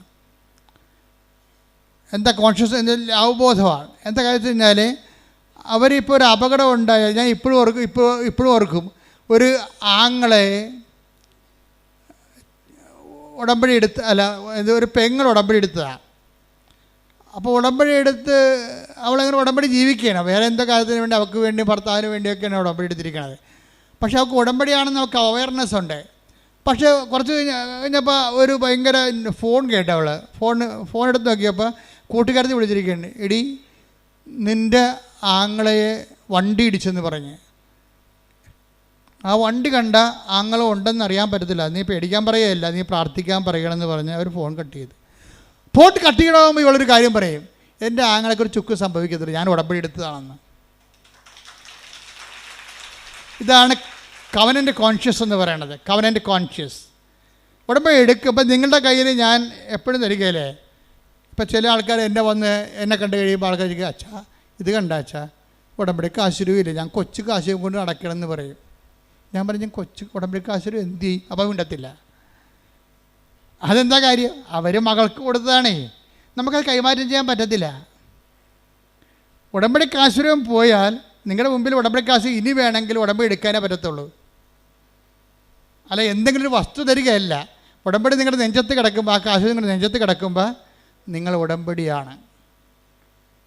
അത് ഒരു ഓർമ്മയാണ്. നിങ്ങൾക്കറിയാവില്ല, ക്രിസ്ത്യാനിറ്റിയിലെല്ലാം വർക്കിംഗ് കണ്ടീഷനിലായിരിക്കുന്നത് ഓർമ്മ സ്റ്റേജിലാണ്. ഓർമ്മയെ ഉണർത്തുക എന്നുള്ളതാണ് വിശ്വാസിയുടെ നടപടിക്രമങ്ങളുടെ പ്രധാന ലക്ഷ്യം. ഓർമ്മയെ ഉണർത്തിക്കഴിഞ്ഞാൽ ഉടനെ അഭിഷേകവും ആത്മശക്തിയുമായിട്ട് ഇത് കൺവേർട്ട് ചെയ്യും. ക്രിസ്ത്യാനിറ്റി മൊത്തം ഒരു ഓർമ്മയിലാണ് നിൽക്കുന്നത്. അതിൻ്റെ ഫോം എന്താണ്? What is form? ഇതൊരു മെമ്മറി ഫോമിലുള്ളതാണ്. ഓർമ്മയെ ഉണർത്താൻ പറ്റിയ ഏറ്റവും ടോപ്പായിട്ടുള്ള ആക്ടിവേഷൻ ഫോർമുലയാണ് മാസ് എന്ന് പറയുന്നത്. ഓർമ്മ ഉണർത്തലാണ്.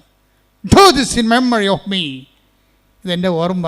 എന്നെ സംബന്ധിച്ചിടത്തോളം ഭയങ്കര ഈ കുർബാന, ആൾക്കാരോട്ട് നടത്തുന്ന കുർബാന എന്ന് പറയുന്നത് ഒരു വല്ലാത്ത കുർബാനയാണ്. ആഘോഷമാണ് ശരിക്കും. എന്തിനാഘോഷിക്കുന്നു? എൻ്റെ കർത്താവ് എനിക്ക് വേണ്ടി മരിച്ചതിനെ ഞാൻ ആഘോഷിക്കുകയാണ്. അതാണ് മരണം പ്രഖ്യാപനമാണ്. ജീസസ് ഡൈഡ് ഫോർ മീ എന്നാണ് ഞാൻ പറയുന്നത്. നമ്മളെല്ലാവരും പറയുന്നതാണ്, കർത്താവ് എനിക്ക് പകരക്കാരനായി മരിച്ചവനാണ്. ഞാൻ മരിക്കുന്നിടത്ത് എനിക്ക് പകരക്കാരനായി മരിച്ചു. അപ്പോൾ എനിക്കിനി മരണമില്ല. ഞാൻ നിത്യത വരെ കർത്താവിനെ കണ്ടെത്തും വരെ, കൂടെ ജീവിക്കും വരെ എനിക്കൊരു ജീവിതം ഞാൻ പങ്കിടുകയാണ്. അപ്പോൾ എൻ്റെ ത്വര എന്താണ്? എത്രയും വേഗം കർത്താവിൻ്റെ അടുത്തേക്ക് എത്തിച്ചേരാൻ. അതുകൊണ്ടാണ് ബൈബിൾ ചോദിക്കേണ്ടത്, മരണമേ നിന്റെ ദംശനം എവിടെ? ശ്രുതിക്കട്ടെ ഹല്ലേലൂയ. ശ്രുതിക്കട്ടെ ഹല്ലേലൂയ ഹല്ലേലൂയ ഹല്ലേലൂയ. യേശുവേ നന്ദി. ഹല്ലേലൂയ ഹല്ലേലൂയ ഹല്ലേലൂയ ഹല്ലേലൂയ ഹല്ലേലൂയ. 1 കൊരിന്തോസ് 15:55. 1 കൊരിന്തോസ് 15:55. മരണമേ നിന്റെ ദംശനം എവിടെ? മരണത്തെ ഒരു പാമ്പായിട്ടാണ് കാണുന്നത്. ഇപ്പം എന്ത് ചെയ്യും? അതിൻ്റെ വിഷപ്പല്ലി കർത്താവ് ഊരിക്കളഞ്ഞ്. Take the bed of God. പറഞ്ഞേ, മരണമേ നിന്റെ ദംശനം എവിടെ? അടുത്ത വചനം, മരണത്തിന്റെ ദംശനം പാപവും. മരണത്തിന്റെ ദംശനം പാപവും പാപത്തിന്റെ ശക്തി നിയമവുമാണ്. പാപത്തിന്റെ ശക്തി നിയമവുമാണ്. നമ്മുടെ കർത്താവായ യേശുക്രിസ്തു വഴി നമുക്ക് വിജയം നൽകുന്ന ദൈവത്തിന് നന്ദി. അപ്പം നമുക്ക് വിജയം നൽകുന്ന ആരാണ്? ദൈവം. ആര് വഴിയാണ്? കർത്താവ് വഴി. അപ്പം നമുക്ക് വിജയം നൽകുന്ന ദൈവമാണെങ്കിൽ, അത് കർത്താവ് വഴിയാണെങ്കിൽ, ആ വിജയം നൽകുന്ന കർത്താവ്, അത് വിജയം നൽകിയത് ഉടമ്പടി വഴിയാണ്. ശ്രുതിക്കട്ടെ ഹല്ലേലൂയ ഹല്ലേലൂയ ഹല്ലേലൂയ ഹല്ലേലൂയ. പ്രവൃത്തികളിൽ ഈശോയെ അഭിവൃദ്ധി പ്രാപിക്കുവാൻ ഈ ആരാധനയിലൂടെ ഞങ്ങൾ അഭിഷേകം ചെയ്യണം.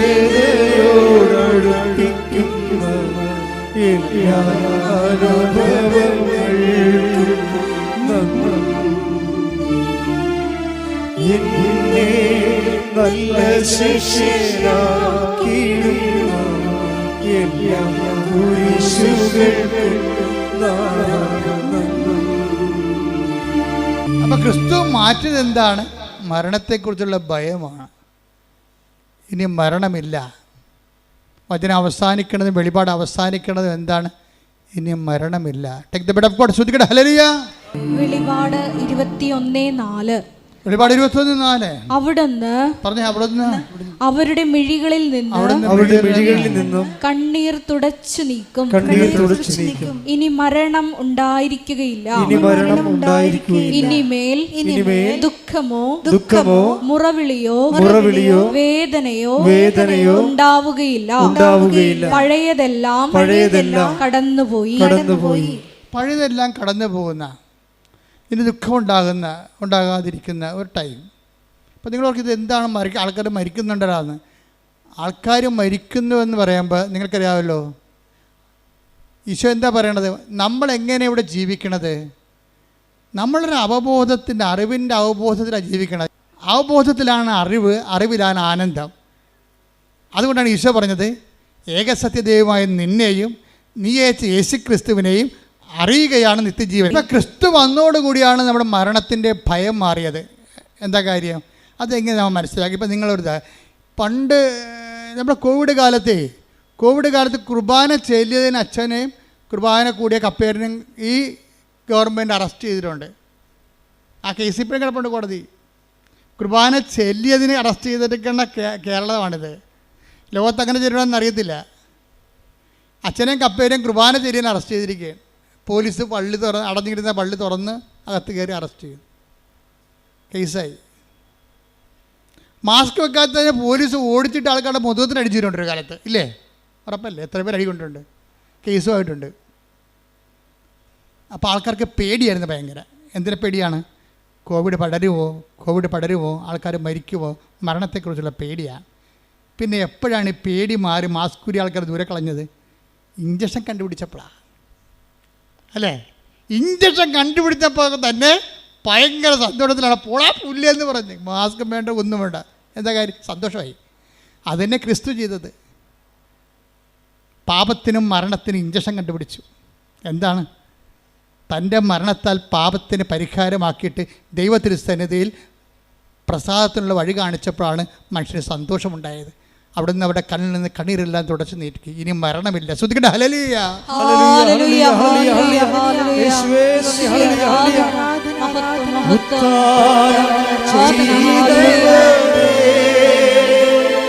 ഞങ്ങൾ ആരാധിക്കുന്നു മരണത്തെ ജയിച്ചവനെ, ഞങ്ങൾ ആരാധിക്കുന്നു. അതായത് എപ്പോഴും ക്രിസ്തുവിനെ നമ്മൾ സ്നേഹിക്കുമ്പോൾ അറിഞ്ഞ് സ്നേഹിക്കുന്നതാണ് നല്ലത്. അല്ല, പശുവിനെ നമ്മൾ എന്തിന് സ്നേഹിക്കുന്നു? പശുവിനെ എന്തിനു സ്നേഹിക്കുന്നു? പശു എനിക്ക് പാല് തരുന്നു, ക്രിസ്തു എനിക്ക് IELTS തരുന്നു. കണ്ട, പല ആൾക്കാരുടെ ഉള്ളിൽ അറിവിൽ ക്രിസ്തുവിന് പശുവിൻ്റെ റേറ്റിങ്ങേ ഉള്ളു. ഞാൻ പശുവിനെ സ്നേഹിക്കുന്നു. എന്താ കാര്യം? പശു എനിക്ക് പാല് തരുന്നു. പിന്നെന്താ? പശു എനിക്ക് ചാണകം തരുന്നു. ചാണകം എനിക്കിന് തക്കാളിക്കിടാം, അല്ലേ? അപ്പോൾ വളം തരുന്നു. അതുകൊണ്ട് ഞാൻ പശുവിനെ സ്നേഹിക്കുന്നു. ക്രിസ്തു എന്നെ ജപ്റ്റിനോട് മാറ്റുന്നു. ക്രിസ്തു എനിക്ക് ജോലി തരുന്നു. ഞാൻ ക്രിസ്തുവിനെ സ്നേഹിക്കുന്നു. ഞാൻ പശു എനിക്ക് ചാണകം തരുന്നു, പശു എനിക്ക് പാല് തരുന്നു, ഞാൻ പശുവിനെ സ്നേഹിക്കുന്നു. പല ആൾക്കാരും ക്രിസ്തുവിനെ സ്നേഹിക്കുന്നത് അവൻ്റെ അറിവിൻ്റെ നിലവാരവും ആരാധന നിലവാരവും മൃഗസമാനമാണ്. പശു സമാനം എന്ന് പറഞ്ഞ് കേട്ടിട്ടില്ല? അതുപോലെ ആധ്യാത്മികതയും അനുഭവങ്ങളും നരസമാനമായിരിക്കുന്ന ഒരു അനുഭവത്തിൻ്റെ പരിമിതിയിൽ നിന്ന് മാത്രം നിൽക്കുന്ന ആൾക്കാരുണ്ട്. ക്രിസ്തുവിൽ ഉദ്ദേശിക്കുന്നവരെന്താണ്? അവൻ നിത്യതയോളം വളരണം. പണ്ട് 1-ാം ക്ലാസ്സിലെ പാഠപുസ്തകമില്ലേ? എന്താണ്? അമ്മ എനിക്ക് കാച്ചിയ, വലിയ മോൾക്കറിയാം. നിങ്ങൾക്കൊന്നും അറിയാൻ പറ്റും, നിങ്ങൾ വേറെ പുസ്തകം പഠിച്ചിരിക്കണമെന്ന് പറഞ്ഞു. DPEP-കാരല്ലേ? വലിയ മോൾക്കറിയാം, പഴയ പാഠപുസ്തകമുണ്ട്. എന്താണ്? അമ്മ എനിക്ക് കാച്ചിയ, അമ്മ നീ വന്നു കമ്മൽ തന്നു, അല്ലേ? അതന്നെ. അപ്പോൾ അമ്മ എനിക്ക് കാച്ചിയ പാല് തരുന്നു. എന്താ കാര്യം? ഞാൻ അച്ഛനോളം വലുതാകണം. അതാണ് അമ്മയ്ക്കിഷ്ടം. അതാണ് ഒന്നാം പാഠം. അധ്യാത്മികയുടെ 1-ാം പാഠവും ബൈബിളിൻ്റെ 1-ാം പാഠവും അത് തന്നെയാണ്. എന്താണ്? ക്രിസ്തു എനിക്ക് സ്വന്തം ശരീരവും രക്തവും തരുന്നു. എന്താ കാര്യം? ഞാൻ നിത്യതയോളവും വലുതാകണം. ശ്രദ്ധിക്കട്ടെ. ഹല്ലേലൂയ, ഹല്ലേലൂയ, ഹല്ലേലൂയ. യേശുവേ ഞങ്ങളെ സ്വന്തമാക്കിയ സ്നേഹത്തിന് നന്ദി പറയുന്നു. എന്ത് നീ ഉടമ്പടി എടുക്കുന്നു? ജോലി കിട്ടാൻ, വീട് കിട്ടാൻ, മക്കളുണ്ടാകാനെന്ന് പറഞ്ഞു കഴിഞ്ഞാൽ സ്വാഭാവികമായിട്ട് ഇതിന് ഭൂമി മാത്രമേ ഉള്ളൂ നിനക്ക്. അതിൻ്റെ അകത്ത് എൻഡിട്ട് ഇത് പറക്കത്തില്ല. പറക്കാത്ത ഉടമ്പടി എടുത്തിരിക്കണത്. എന്താ കാര്യം? താറാവ് അധികം പറക്കത്തില്ലല്ലോ, ഇല്ലേ? പക്ഷെ കഴുകനാണെങ്കിൽ പറക്കും. അപ്പോൾ നീ ഒരു ഈഗിൾ കവനൻ്റാണ് എടുത്തിരിക്കണം എന്നുണ്ടെങ്കിൽ ഇത് പറന്നങ്ങ് നിൽക്കും. എന്താ കാര്യം? എന്താ? നിത്യത. എന്താണ് ഇതിൻ്റെ ഉദ്ദേശം? എന്താണ്? നിത്യതയാണ്. നീ ഇവിടുത്തെ ജോലി, വീട്, വിവാഹം, IELTS, PR എന്നൊക്കെ പറഞ്ഞു കഴിഞ്ഞാൽ ഇവിടെ കൂടി നിരച്ച് നടക്കണ ജീവിനെ പോലെയുള്ള ഭൂമി നിസാനം പൊങ്ങി വരത്തില്ല. അതുകൊണ്ട് തന്നെ ഉടമ്പടിയിൽ എപ്പോഴും നിത്യത നിൻ്റെ ഒരു ജീവിത വിഷയമായിരിക്കണം. അതെന്താ കാര്യം വെച്ച് കഴിഞ്ഞാൽ ക്രിസ്തുവിൻ്റെ സ്വപ്നം അതാണ്. Be perfect as your heavenly father is perfect. Take the word of God. ശ്രദ്ധിക്കട്ടെ. ഹല്ലേലൂയ, ഹല്ലേലൂയ, ഹല്ലേലൂയ, ഹല്ലേലൂയ, ഹല്ലേലൂയ. യേശുവേ നന്ദി, യേശുവേ സ്തുതി. ഹല്ലേലൂയ. മത്തായി 5:48. മത്തായി 5:48 നിങ്ങളുടെ സ്വർഗസ്ഥനായ പിതാവ്. അതാ നിത്യതയോളം വളരാൻ ഉദ്ദേശിക്കണില്ല. നോക്കിയേ, നിങ്ങൾ പറഞ്ഞു നിങ്ങളുടെ സ്വർഗസ്ഥനായ പിതാവ് പരിപൂർണനായിരിക്കുന്നത് പോലെ നിങ്ങളും പരിപൂർണരായിരിക്കുവിൻ. ഈ മനുഷ്യ യാഥാർത്ഥ്യത്തിൻ്റെ ഒരു ആന്തരിക ചോദന എന്താ? ഒന്നും പരിപൂർണമല്ല എന്നുള്ളതാണ്. ഈ കലയെല്ലാം രൂപപ്പെട്ട് വന്നിരിക്കുന്നത് എന്താണ്? ഒരു അതൃപ്തിയിൽ നിന്ന് വന്നിരിക്കുന്നതാണ് എല്ലാം. ശാസ്ത്രം ഇവിടെ നിന്ന് വന്നതാണ്, അതൃപ്തിയിൽ നിന്ന് വന്നതാണ്. ഇതല്ല ഇതിനേക്കാൾ മെച്ചമായിട്ടുള്ളത്. അപ്പോൾ ഇതിനേക്കാൾ മെച്ചമായിട്ടുള്ളത് ഉണ്ട് എന്നുള്ളത് ആന്തരികമായ ഒരു മനുഷ്യൻ്റെ ഒരു ത്രൈവാണ്. ഇതിനേക്കാൾ മെച്ചമായിട്ടുള്ളത് എന്താണെന്ന് വെച്ച് കഴിഞ്ഞാൽ ആ മെച്ചമായിട്ടുള്ള സംഭവങ്ങൾ ഉണ്ടാക്കുന്ന അനുസരിച്ച് കൊണ്ട് ആ മെച്ചം വീണ്ടും നമ്മളെ വീണ്ടും അടിമയാക്കും. എന്താ കാര്യം? ഇപ്പം നിങ്ങൾ AC ഇല്ലാത്ത വീടാണ്. പണ്ട് ഞാനൊക്കെ ഓർക്കുന്നുണ്ട്, ഞങ്ങൾ വീട്ടിലൊക്കെ താമസിക്കുമ്പോൾ ഒരു പായ എടുത്തിട്ട് ഒരു പള്ളിയിൽ നിന്ന് മേടിച്ച പെരുന്നാളിന് മേടിച്ചൊരു ബെസറിയുണ്ട് അല്ലേ? അപ്പോൾ നല്ല ചൂടായിരിക്കും നാട്ടിൻപുറത്തൊക്കെ ഈ ജനുവരി മാസം മാർച്ച് മാസത്തിലൊക്കെ. അപ്പോൾ എന്ത് ചെയ്യും? നമ്മളിങ്ങനെ ഈ ബെസറി കൊണ്ട് വീശി രാത്രി കൊണ്ട് നല്ല വേർപ്പായിരിക്കുമേ. അപ്പം വീശി എന്ത് ചെയ്യും? വീശി വേർത്ത് ഉറങ്ങിപ്പോവും. അതേ ഉള്ളൂ. കറണ്ടില്ലാത്ത സമയത്ത് പിന്നെ അവിടെ കിടക്കാൻ പറ്റത്തില്ല. ബെസറിക്ക് നമ്മളെ രക്ഷിക്കാൻ പറ്റണില്ല. ഫാൻ കണ്ടുപിടിച്ചപ്പോൾ അതിന്മേ മുഴുവൻ പുകയുടെയും കരിയും ചിലന്തി വരെയൊക്കെ ആയപ്പോൾ മനുഷ്യൻ AC വെച്ചു. AC കുറച്ച് നേരം ഇരുന്ന് കഴിയുമ്പോൾ AC തന്നെ റിപ്രക്കഷൻസും റെസിപ്രേഷനും പല രോഗങ്ങളൊക്കെ ആയിട്ട് ഈ വെള്ളം കുടിക്കണവന് ഇനിയും ദാഹിക്കും. ഈശോ പറഞ്ഞതല്ലേ, ബെസറി പിടിക്കുന്നവന് പിന്നെയും ദാഹിക്കും, അവന് ഫാൻ വേണം. ഫാനുള്ളവന് പിന്നെയും ദാഹിക്കും, അവന് AC വേണം. ഈ വെള്ളം കുടിക്കണവന് ഇനി യോഹന്നാൻ 4:13 യേശു പറഞ്ഞു, ഈ വെള്ളം കുടിക്കുന്ന ഏവനും വീണ്ടും ദാഹിക്കും. അപ്പോൾ ഇത് മനുഷ്യൻ ഈ ഭൂമിയിൽ നിങ്ങളുടെ മെറ്റീരിയൽ ബോഡിയെ എന്തെങ്കിലും ഉപയോഗിച്ചു കൊണ്ടാണ് നിങ്ങൾ തൃപ്തിപ്പെടുത്താൻ വരുന്നുണ്ടെങ്കിൽ മരണം വരെ തൃപ്തിയില്ലാത്ത അവസ്ഥ തുടരുമെന്നാണ് പറയുന്നത് ബൈബിള്. യോഹന്നാൻ 2:17 എടുത്ത് 2:17 ലോകവും അതിൻ്റെ മോഹങ്ങളും കടന്നു പോകുന്നു. അതാണ് പ്രശ്നം. ഈ മോഹങ്ങൾക്കെല്ലാം നമ്മൾ പുതിയ സ്ഥാനം കണ്ടുപിടിക്കുകയും ചെയ്യും. പക്ഷെ എന്താ പറയണത്? അതും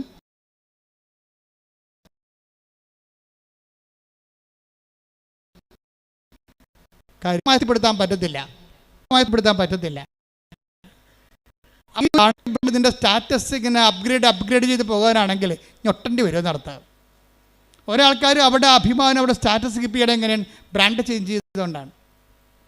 കാറിൻ്റെ ബ്രാൻഡ് ചേഞ്ച് ചെയ്യുന്നു. അവർ ഉപയോഗിക്കുന്ന ഓരോ വസ്തുക്കളെയും സ്റ്റാൻഡേർഡ് കമ്പനിയുടെ ബ്രാൻഡിനൊപ്പമാക്കി എടുത്തിട്ട് ഈ ജഡിക മനുഷ്യൻ ഇങ്ങനെ വളർന്നുകൊണ്ടിരിക്കും. ഈ ജഡിക മനുഷ്യനെ യേശു ക്രിസ്തുവിനെ സ്വീകരിക്കാൻ സാധ്യമല്ല.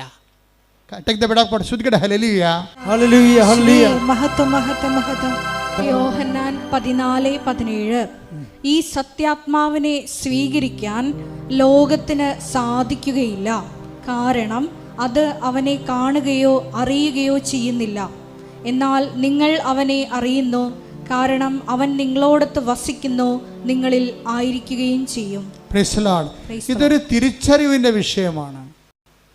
നമ്മളോടൊത്ത് ആയിരിക്കുന്ന പരിശുദ്ധാത്മാവിനെ അവബോധപ്പെടുത്തുകയും നമ്മൾ നിറയാൻ വേണ്ടി അതിൻ്റെ ഫലങ്ങൾക്ക് വേണ്ടി പ്രാർത്ഥിക്കുകയും പരിശുദ്ധാത്മാവിൻ്റെ നൽകുന്ന പരീക്ഷണങ്ങളെ വിവേചിച്ച് മനസ്സിലാക്കുകയും അതിൻ്റെ പാഠങ്ങളെ പഠിക്കുകയും പൂർത്തിയാകാൻ വേണ്ടി ആത്മാവിനാൽ എന്താ പറയണത്? ഞാൻ തരുന്ന വെള്ളം കുടിക്കുന്നവന്, അതാണ് ഈശോ പറഞ്ഞത്. തിരുനാളിൻ്റെ മഹാദിനത്തിൽ അവൻ എഴുന്നേറ്റതെന്ന് 7 യോഹന്നാൻ 7:37 ശ്രുതികട്ടെ. ഹല്ലേലൂയ ഹല്ലേലൂയ ഹല്ലേലൂയ യേശുവേ നന്ദി. യോഹന്നാൻ 7:37 തിരുനാളിന്റെ അവസാനത്തെ മഹാദിനത്തിൽ തിരുനാളിന്റെ അവസാനത്തെ മഹാദിനത്തിൽ യേശു എഴുന്നേറ്റ് നിന്ന് ശബ്ദമുയർത്തി പറഞ്ഞു, ആർക്കെങ്കിലും ദാഹിക്കുന്നെങ്കിൽ അവൻ എന്റെ അടുക്കൽ വന്ന് കുടിക്കട്ടെ. എന്നിൽ വിശ്വസിക്കുന്നവന്റെ ഹൃദയത്തിൽ നിന്ന് വിശുദ്ധ ലിഖിതം പ്രസ്താവിക്കുന്നത് പോലെ ജീവജലത്തിന്റെ അരുവികൾ ഒഴുകും. ഇപ്പൊ ഉടമ്പടി എങ്ങോട്ടാണ് സഞ്ചരിക്കണം എന്ന് വെച്ചാൽ ജീവജലത്തിന്റെ ഉറവയിലേക്കാണ് സഞ്ചരിക്കുന്നത്. ജഡികമായ കാര്യങ്ങളൊക്കെയാണ് ചോദിച്ചിരിക്കണമെങ്കിലും ജഡികമായ കാര്യങ്ങളെക്കുറിച്ച് ഈശോ ഒരു തീർപ്പ് കൽപ്പിച്ചിട്ടുണ്ട്. സുപ്രീം കോടതി ഫുൾ ബെഞ്ച് തീരുമാനമാണ്. ഈശോ ഒരു കാര്യം പറഞ്ഞാൽ എന്താണ്? അവൻ അന്ത്യവിധിയാളൻ ആരാണ്? അവനല്ലേ. അവനൊരു കാര്യം പറഞ്ഞാൽ പിന്നെ ഡിവിഷൻ ബെഞ്ചല്ല, ഫുൾ ബെഞ്ചാണത്. അവനൊരു കാര്യം പറഞ്ഞാൽ സ്വർഗീയ സുപ്രീം കോടതിയുടെ ഫുൾ ബെഞ്ച് തീരുമാനമാണ്. എന്താണ്? ഈ വെള്ളം കുടിക്കണവൻ ഇനി ദാഹിക്കും. നമ്മൾ എന്തെല്ലാം ഈ ലോകത്ത് നേടാൻ വേണ്ടി ഉടമ്പടി എടുത്താലും യഥാർത്ഥ ദാഹം എന്താണ്? ഞാൻ തരുന്ന വെള്ളം കുടിക്കുന്നതിന് ഒരിക്കലും ദാഹിക്കുകയില്ല. ഞാൻ തരുന്ന വെള്ളം എന്താണ്? തിരുനാളിൻ്റെ ഒന്ന് പറഞ്ഞേ, തിരുനാളിൻ്റെ ഒന്നാം ഘട്ടം തന്നെ. ഒരു വലിയ വിഷയം പറയുമ്പോൾ ഈശോ പഠന പാട് കണ്ടില്ലേ? തിരുനാളിൻ്റെ രണ്ടാമത്തത് എന്താ? മഹാദിനത്തിൽ അവൻ എഴുന്നേറ്റ് നിന്ന് ഉച്ചത്തിൽ പറഞ്ഞു. ഇത്രയും എംഫാറ്റിക് ആയിട്ടൊരു ഒറ്റ വാക്ക് ഈശോ പറഞ്ഞിട്ടില്ല. ഒരു വാക്ക് പറയാൻ വേണ്ടി തിരുനാളിൻ്റെ 11 ദിവസങ്ങളിൽ 11ാമത്തെ ദിവസം തിരഞ്ഞെടുക്കുകയാണ് ക്ലൈമാക്സ്. തിരുനാളിൻ്റെ മഹാദിനത്തിൽ എഴുന്നേറ്റ് നിന്ന് അവൻ എന്ത് ചെയ്ത്? അവൻ ഉച്ചത്തിൽ പറഞ്ഞു. താത്തി പറയാൻ സാധാരണ സ്ഥലത്തല്ല, ഉച്ചത്തിൽ പറഞ്ഞു. എന്താ പറഞ്ഞത്? നീ ദൈവത്തിലെത്തുന്നത് വരെ ഏത് മതത്തിലും ജാതിയിലും ജീവിച്ചാലും നീ ഒടുവിൽ എത്തിച്ചേരേണ്ട ഒരു സ്ഥലമുണ്ട്. എന്താണ് പറഞ്ഞ? ആർക്കെങ്കിലും ദാഹിക്കുന്നെങ്കിൽ അവൻ എൻ്റെ അടുത്ത് വരട്ടെ. എന്നിൽ വിശ്വസിക്കുന്നവരുടെ ഹൃദയത്തിൽ നിന്ന് ജീവജലത്തിന്റെ അരുവികൾ ഒഴുകും. ഈ ജീവജലത്തിന്റെ അരുവികൾ തന്നിൽ വിശ്വസിക്കാതിരുന്ന പരിശുദ്ധാത്മാവിനെ കുറിച്ച് അവൻ പറഞ്ഞത്. Take the word of God. ശ്രദ്ധിക്കട്ടെ.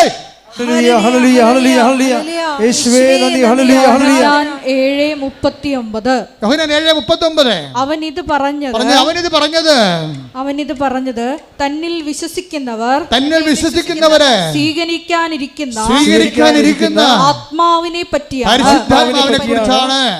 നീ പരിശുദ്ധാത്മാവിനെ സ്വീകരിക്കാൻ വേണ്ടി ഉടമ്പടിയിൽ ഞാൻ എപ്പോഴും പറയും, മക്കളെ, നിങ്ങൾ ഉടമ്പടി എടുക്കുമ്പോൾ ഒരു കോളം ദൈവത്തിന് കൊടുത്തേക്കണം.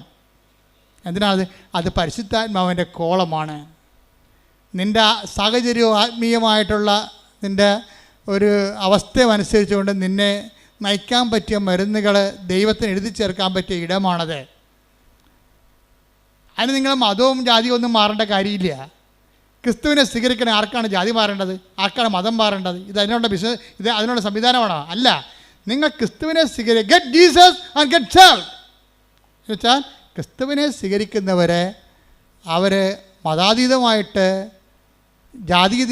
അതീതമായിട്ട് അപ്പനും മക്കളും തമ്മിൽ ഒരുമിച്ച് കണ്ടെത്തിക്കൊണ്ട് സന്തോഷത്തോടെ ജീവിക്കുന്ന സാഹചര്യം ഇവിടെ ഉണ്ടായത് നിൻ്റെ കടങ്ങൾ കർത്താവ് അവൻ്റെ മരണത്താൽ പരിഹരിച്ചത് കൊണ്ടും നിന്നെ അവൻ കടങ്ങളിൽ നിന്ന് നീ ചെയ്യേണ്ട പാപത്തിന് പരിഹാരം അവൻ ചെയ്തപ്പോൾ അവൻ്റെ പരിഹാരം എനിക്ക് വേണ്ടി കൂടിയാണെന്ന് ഞാൻ വിശ്വസിക്കുമ്പോഴാണ് ജ്ഞാനത്താൽ നമ്മൾ സ്നാനം സ്വീകരിക്കുന്നത്.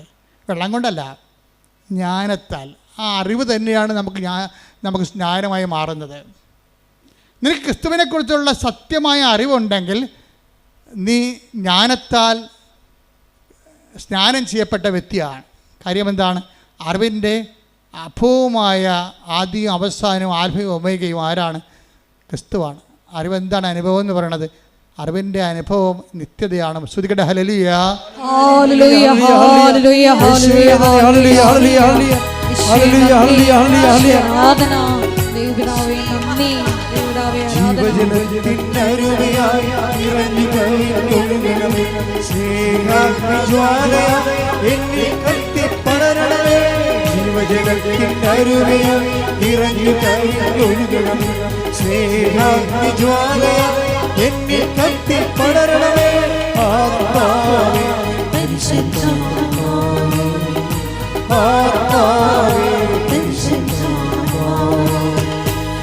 ഹൃദയത്തിൽ വാഴും ആത്മാവേ, എൻ ഹൃദയത്തിൽ വാഴും ആത്മാവേ നിറയണമേ എന്നിൽ നിറയണമേ നിറയണമേ എന്നിൽ നിറയണമേ.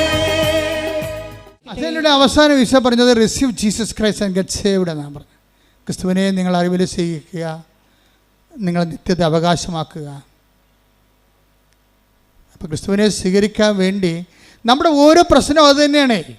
നിങ്ങൾ ഉടമ്പടിയിരിക്കുന്ന നിയമമില്ല, വീടില്ല, ജോലിയില്ല, രോഗമാണെന്നൊക്കെ പറയുന്ന വിഷയം എന്താണ്? അതെല്ലാം നിന്നോട് പറയുന്ന ഒരു ദൈവഭാഷയാണത്, ഒരു ദൈവഭാഷയാണ്. നിൻ്റെ വേദനകൾ ഒരു ദൈവഭാഷയാണ്. എന്താണ്? നീ ക്രിസ്തുവിനെ സ്വീകരിക്കുക. ഇപ്പം മിഥുൻ്റെ കാര്യം ഞാൻ പറഞ്ഞില്ലേ, മിഥുൻ ഇവിടുന്ന് ഉടമ്പടി എടുക്കാതെ കാറിൽ പോയിരുന്ന് ടി വി കണ്ടുകൊണ്ടിരുന്നു, സിനിമ കണ്ടുകൊണ്ടിരുന്നു. ക്രിസ്തുവിന് ഉടമ്പടിയില്ല, ക്രിസ്തുവിന് ആവശ്യമില്ല, ഞാൻ ഓക്കെ ആണെന്നാണ്.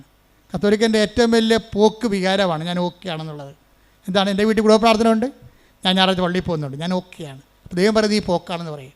അറിയാമെന്ന് പറയുന്നവൻ അറിയേണ്ടത് അറിയുന്നില്ലെന്ന്. 1 കൊരിന്തോസ് 8:2 അറിവുണ്ടെന്ന് ഭാവിക്കുന്നവൻ അറിവുണ്ടെന്ന് ഭാവിക്കുന്നവൻ അറിയേണ്ടത് അറിയുന്നില്ല. ആ മിഥുൻ അറിയേണ്ടത് അറിയാത്ത ഒരാളാണ്. അറിയേണ്ടത് അറിയാത്തത് വരെ ക്രിസ്തുവിനെ സ്വീകരിക്കാനുള്ള സമ്മർദ്ദങ്ങൾ സഹനത്തിൻ്റെ സാഹചര്യമായി നമ്മുടെ കൂടെ നടക്കും. This is sound of heard. ഇതാണ് ഈ സഹനത്തിൻ്റെ ഒരു വേട്ടപ്പടി പുറകെ നടക്കും. എന്തിനാണ്? നീ ക്രിസ്തുവിനെ സ്വീകരിക്കൂ, receive Jesus Christ and get saved. Mithun എന്താ സംഭവിച്ചത്? അവനായിരുന്നല്ല ദൈവം, അന്നദാതാവ്, ബ്രെഡ് ഗീവർ, വീട്ടിലെ ബ്രെഡ് ഗീവറായിരുന്നു. പെട്ടെന്ന് ആ ജോലി പോയി. കുടുംബം മുഴുവൻ നിലനിന്നിരുന്ന മരുന്നും ഭക്ഷണവും കറണ്ട് ചാർജും വെള്ളത്തിൻ്റെ കരവും വീട്ടുകരവും എല്ലാം കൊടുത്തിരുന്ന ഒറ്റ ദൈവമാണ്. ഈ ദൈവത്തിൻ്റെ ജോലി പോയി. അതോടുകൂടി ഇവൻ നിലംപരിശായി. നിൻ്റെ കോൺഫിഡൻസിലായിരിക്കും എപ്പോഴും മിലിറ്ററി ടാർഗറ്റിംഗ് നടക്കുന്നത്. അതുകൊണ്ട് നിൻ്റെ കോൺഫിഡൻസ് കർത്താവിലായിരിക്കണം. പ്രാർത്ഥിക്കുക, കർത്താവേ എൻ്റെ പഠനം, എൻ്റെ ആരോഗ്യം, എൻ്റെ തറവാടിത്തം, എൻ്റെ സമ്പത്ത് ഒന്നുമല്ല. കർത്താവേ നീയാണ് എൻ്റെ പാറ, നീയാണ് എൻ്റെ ആത്മവിശ്വാസം. കോൺഫിഡൻസ് കർത്താവിലാകുമ്പോൾ അത് പാറയുടെ ബലം ചെയ്യും. കർത്താവാണ്, എനിക്ക് കർത്താവുണ്ടല്ലോ. എല്ലാവർക്കും പ്രശ്നങ്ങൾ വരുമ്പോൾ എന്താണ് അവർ പറയണത്? അപ്പന് പെട്ടെന്ന് തലപ്പോശൽ വന്നു, അപ്പൻ ICU ആയെന്ന് ഫോൺ വരുമ്പോൾ മകളെന്താ പറയണത്? ഞാൻ പാറപ്പുറത്താണ്. എന്താ കാര്യം? നമ്മളമ്മച്ചി ഇവിടെ അവിടെ എടുത്തിട്ടുണ്ടല്ലോ അമ്മച്ചി, അതാണ് പാറയെന്ന് പറയണത്. ഇന്നെല്ലാവരും അങ്ങനെ പറയാൻ തുടങ്ങി. കേരളത്തിൻ്റെ ആധ്യാത്മിക അജണ്ട അമ്മമാരെ പ്രത്യക്ഷപ്പെട്ടതിൻ്റെ ഭാഗമായിട്ട് ദൈവം ഇവിടെ നിശ്ചയിച്ചിരിക്കണം ഉടമ്പടിയിലൂടെ. ശ്രുതിക്കട്ടെ, ഹല്ലേലൂയ ഹല്ലേലൂയ ഹല്ലേലൂയ. ക്ലേശകാലത്തെ കൂടാതെ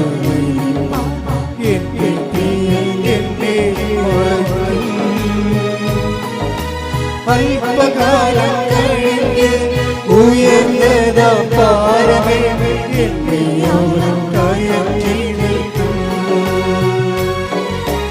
അല്പകാലം കഴിഞ്ഞ് ഉയർന്നതാ പാറമേ.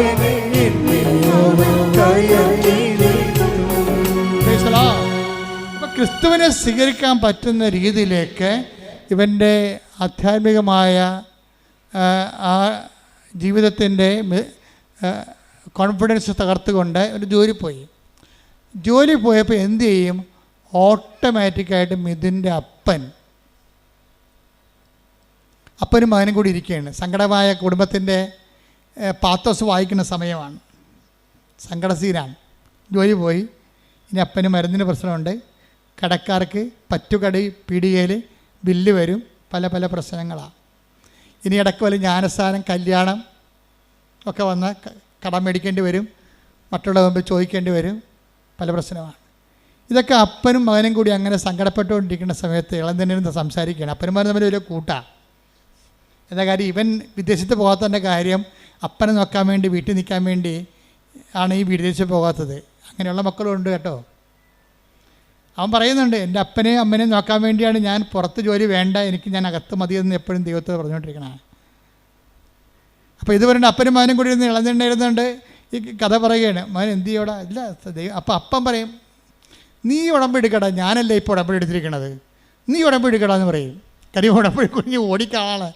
നീ ഉടമ്പടി എടുക്കടാന്ന് പറഞ്ഞില്ല, പെട്ടെന്ന് ഇതും പറയുകയാണ്, അമ്മ ഞങ്ങളുടെ അടുത്തിരിക്കണ പോലെയൊക്കെ തോന്നി, വല്ലാത്തൊരു മുല്ലപ്പൂവിൻ്റെ അപ്പനിത് പറയുകയും വല്ലാത്ത ഒരു മുല്ലപ്പൂവിൻ്റെ സുഗന്ധം. എന്നിട്ട് ഇതും പറയണത് അമ്മ ഞങ്ങളുടെ അരികിൽ ഇരിപ്പുണ്ടായിരുന്നെന്ന്. അപ്പം അപ്പൻ പറയണത് കേക്ക് മകനെ, അതാണ് ശരി, എനിക്ക് നിൻ്റെ ജീവിതത്തിൽ പ്രവർത്തിക്കാൻ ആഗ്രഹമുണ്ട്, നീ ഇങ്ങനെയുള്ള ജീവിക്കണവനല്ല, ഇതിനേക്കാൾ ഉപരി ആധ്യാത്മികമായ ഉയരങ്ങളിൽ ക്രിസ്തുവിൻ്റെ കൃപ ആർജിക്കേണ്ടവനാണ്. അതുകൊണ്ട് ഇതാണ് സമയം. ഉടനെ മിഥുൻ പിറ്റേ ദിവസം തന്നെ വന്ന് ഉടമ്പടി എടുത്തത്. ഉടമ്പടി എടുത്തപ്പോൾ എന്നെ സംഭവിച്ചതെന്ന് വെച്ച് കഴിഞ്ഞാൽ, പ്രവടാന്ന് 3 കമ്പനി കേരളത്തിൽ തന്നെ വിളിച്ചവനെ ഒരു കമ്പനിയെ തട്ടിക്കളഞ്ഞ്. എന്താ കാര്യം? ആ കമ്പനിക്കാരൻ ചോദിക്കുന്ന ഇൻ്റർവ്യൂവിന് ഫേസ് ചെയ്യാൻ പറ്റത്തില്ല. സെക്കൻഡ് ഫേസ് ആകുമ്പോൾ എല്ലാവരും തോറ്റുപോകും. 1000 പേര് വേണമെങ്കിൽ അവർ 2 പേരെ വേണമെങ്കിൽ അവർ 1000 പേരെ വിളിക്കുന്നേ ഉള്ളൂ. ഭയങ്കര പ്രശ്നമാണ്. അപ്പോൾ അവിടെ പോകണ്ടെന്ന് തീരുമാനിച്ചു. ബാക്കി 2 കമ്പനി അവർ ഇൻ്റർവ്യൂ അറ്റൻഡ് ചെയ്ത്. 2 കമ്പനി ഇൻ്റർവ്യൂ അറ്റൻഡ് ചെയ്ത് കഴിഞ്ഞപ്പോൾ 2 നല്ലതാണ്, പക്ഷേ ഉറപ്പില്ല. കാര്യം വിളിക്കണില്ല, അവർ വിളിക്കണില്ല, അതാണ് സംഭവം. ഇനി അമ്മ ടൈം മതറായത് കാരണം എന്താ ചെയ്തിരിക്കണമെന്ന് അറിയാമോ? ഈ 3 കമ്പനിയുടെയും ഇൻ്റർവ്യൂ വരണ ടൈം നോക്കണം. ഒന്ന് 9 മണിക്ക് ഓടിയെത്താൻ പറ്റിയ ടൈമാണല്ല. രണ്ടാമത്തത് 12 മണിക്ക്. ഇവിടുത്തെ ഇൻ്റർവ്യൂ കഴിഞ്ഞ് അടുത്ത ഇൻ്റർവ്യൂവിന് പോകാം. 2 9 മണിക്കാണെങ്കിൽ തെണ്ടിപ്പോയനാം. ദൈവം ചെയ്യാനുള്ള ചില കാര്യങ്ങളുണ്ട്, അത് ദൈവത്തിന് മാത്രമേ ചെയ്യാൻ പറ്റത്തുള്ളൂ. അത് നമ്മൾ അറിയണം. ദൈവത്തിന് എന്തിനു വേണ്ടിയാണെന്ന് ചോദിച്ചു കഴിഞ്ഞാൽ, ദൈവം ആധ്യാത്മിക ഒരു AI ആണ്. അതായത് പ്രോഗ്രാം ചെയ്യും. സമയ ഘടികാരം നെഞ്ചുചാർത്തി പ്രത്യക്ഷപ്പെട്ട സമയത്തിൻ്റെ സഞ്ചാരി മാതാവ് നിൻ്റെ സമയത്തെ പ്രോഗ്രാം ചെയ്യും. ഒന്ന് 9 മണിക്ക്, ഒന്ന് 12 മണിക്ക്, ഒന്ന് 4:30 മണിക്ക്. ഇങ്ങനെയുണ്ട് പരിപാടി. ഇത് ആർക്കും ചെയ്യാൻ പറ്റുമോ? 3 കമ്പനിയിൽ നിന്ന് ഇവന് ഓടിയെത്താൻ പറ്റുന്ന രീതിയിലാണ് ഇൻ്റർവ്യൂ അറേഞ്ച് ചെയ്തിരിക്കുന്നത്. അപ്പോൾ അവന് ഉടമ്പടിയിലായി, ഉടമ്പടി വർക്കൗട്ട് ചെയ്യാൻ തുടങ്ങി. സമയത്തെ ദൈവം ഇടപെട്ട് കഴിയുമ്പോൾ അതിൻ്റെ അർത്ഥം ഉടമ്പടി ഒരു ബാക്ക് സ്റ്റിയറിങ്ങിലായി. അമ്മയെ പുറകിലിരുന്ന് സ്റ്റിയർ ചെയ്യാൻ തുടങ്ങി ആളെ. അതുകൊണ്ടാണ് ഈ ഉടമ്പടി ടൈം ഇങ്ങനെ കറക്റ്റ് ചെയ്ത് വരണത്. അപ്പോൾ ഇവന് 1ാമത്തെ ഉടമ്പടിക്ക് 9 മണിക്ക് പോയി. 1ാമത്തെ ഇൻ്റർവ്യൂ 9 മണിക്ക് പോയി. അവരോട് സംസാരിച്ചു. അവർ ചുമ്മാ ബയോഡേറ്റ എവിടെയാണ് വർക്ക് ചെയ്തത്, അങ്ങനെ കുറച്ച് കാഷ്വൽ കാര്യങ്ങൾ ചോദിച്ചു. അപ്പോൾ തന്നെ മനസ്സിലായി ഇവരാളെ എടുത്തിട്ടുണ്ട്, നമ്മളെ ആവശ്യമില്ലെന്ന്. അവർ കുറേ ഇൻ്റർവ്യൂവിന് പോയിട്ട് പരിചയമുള്ള ആളല്ല. ഇൻ്റർവ്യൂ ഈസി ആണെങ്കിൽ ഓർക്കുക, എടുക്കാനുള്ള ആളെ എടുത്തിട്ടുണ്ട്, നിങ്ങൾ ആവശ്യമില്ലെന്ന്. അതുകൊണ്ടാണ് അപ്പൻ്റെ പേരെന്താണ് നമ്മൾ ചോദിക്കണത്. അപ്പോൾ അമ്മയുടെ പേരെന്താ, എവിടുന്ന് വരുന്നത്, പണ്ട് എവിടെയായിരുന്നു എന്നൊക്കെ ചോദിക്കും. ഇത്രയേ ഉള്ളൂ. അതിൻ്റെ അർത്ഥം അവർ ആൾക്കാരെടുത്ത്. 12 മണിക്കുള്ള ഇൻ്റർവ്യൂവിനും സെയിം ക്വസ്റ്റ്യനാണ്. എവിടെയാണ് നേരത്തെ വർക്ക് ചെയ്തത്, അവിടുന്ന് പോരാൻ കാര്യം എന്താ, എങ്ങനെ അവിടെ ജോലി നഷ്ടപ്പെട്ടത്, അത്രേ ഉള്ളൂ. വേറെ ഒന്നും ചോദിക്കും. ഇവൻ്റെ കലിബറോ ഇവൻ്റെ എക്സ്പീരിയൻസോ ഒന്നും അത് ചോദിക്കണ്ട. ഇവൻ്റെ സർട്ടിഫിക്കറ്റ് തുറന്നു നോക്കണില്ല. അതൊക്കെ ഞങ്ങൾ നേരത്തെ കണ്ടതാണ്, അതിലെ നിങ്ങൾ വിളിച്ചതെന്ന് പറയും. അത്രേ ഉള്ളൂ. അപ്പോൾ ഈ 2 കമ്പനിയിലും ആളെ നേരെ എടുത്തതാണ്. 3ാമത്തെ കമ്പനിയിൽ ഇവന് താല്പര്യമില്ല. കാര്യം എന്താണ്, അവിടെ ചെന്നാൽ രക്ഷപ്പെടത്തില്ല. അതുകൊണ്ടാണ് കാര്യം ആ കമ്പനി ഇവൻ അവോയ്ഡ് ചെയ്ത് കൂട്ടിയതാണ്. അതുകൊണ്ട് 12 മണി കഴിഞ്ഞപ്പോൾ തന്നെ ഇവൻ ഉഴപ്പാൻ തുടങ്ങി. ഇനി തീർന്നില്ല, ഇൻ്റർവ്യൂ തീർന്നില്ല. പക്ഷെ 4 മണിയായപ്പോൾ തന്നെ ഈ കമ്പനിയിൽ നിന്ന് 3ാമത്തെ കമ്പനിയിൽ നിന്ന് ആരെ വിളിച്ചു. കാര്യം ഈ ഉടമ്പടിയുടെ പ്രശ്നം പറയണത്, അമ്മ ഒരു 1 way or other മദർ ഞങ്ങളുടെ കൂടെ കമ്മ്യൂണിക്കേറ്റ് ചെയ്യുന്നുണ്ട്.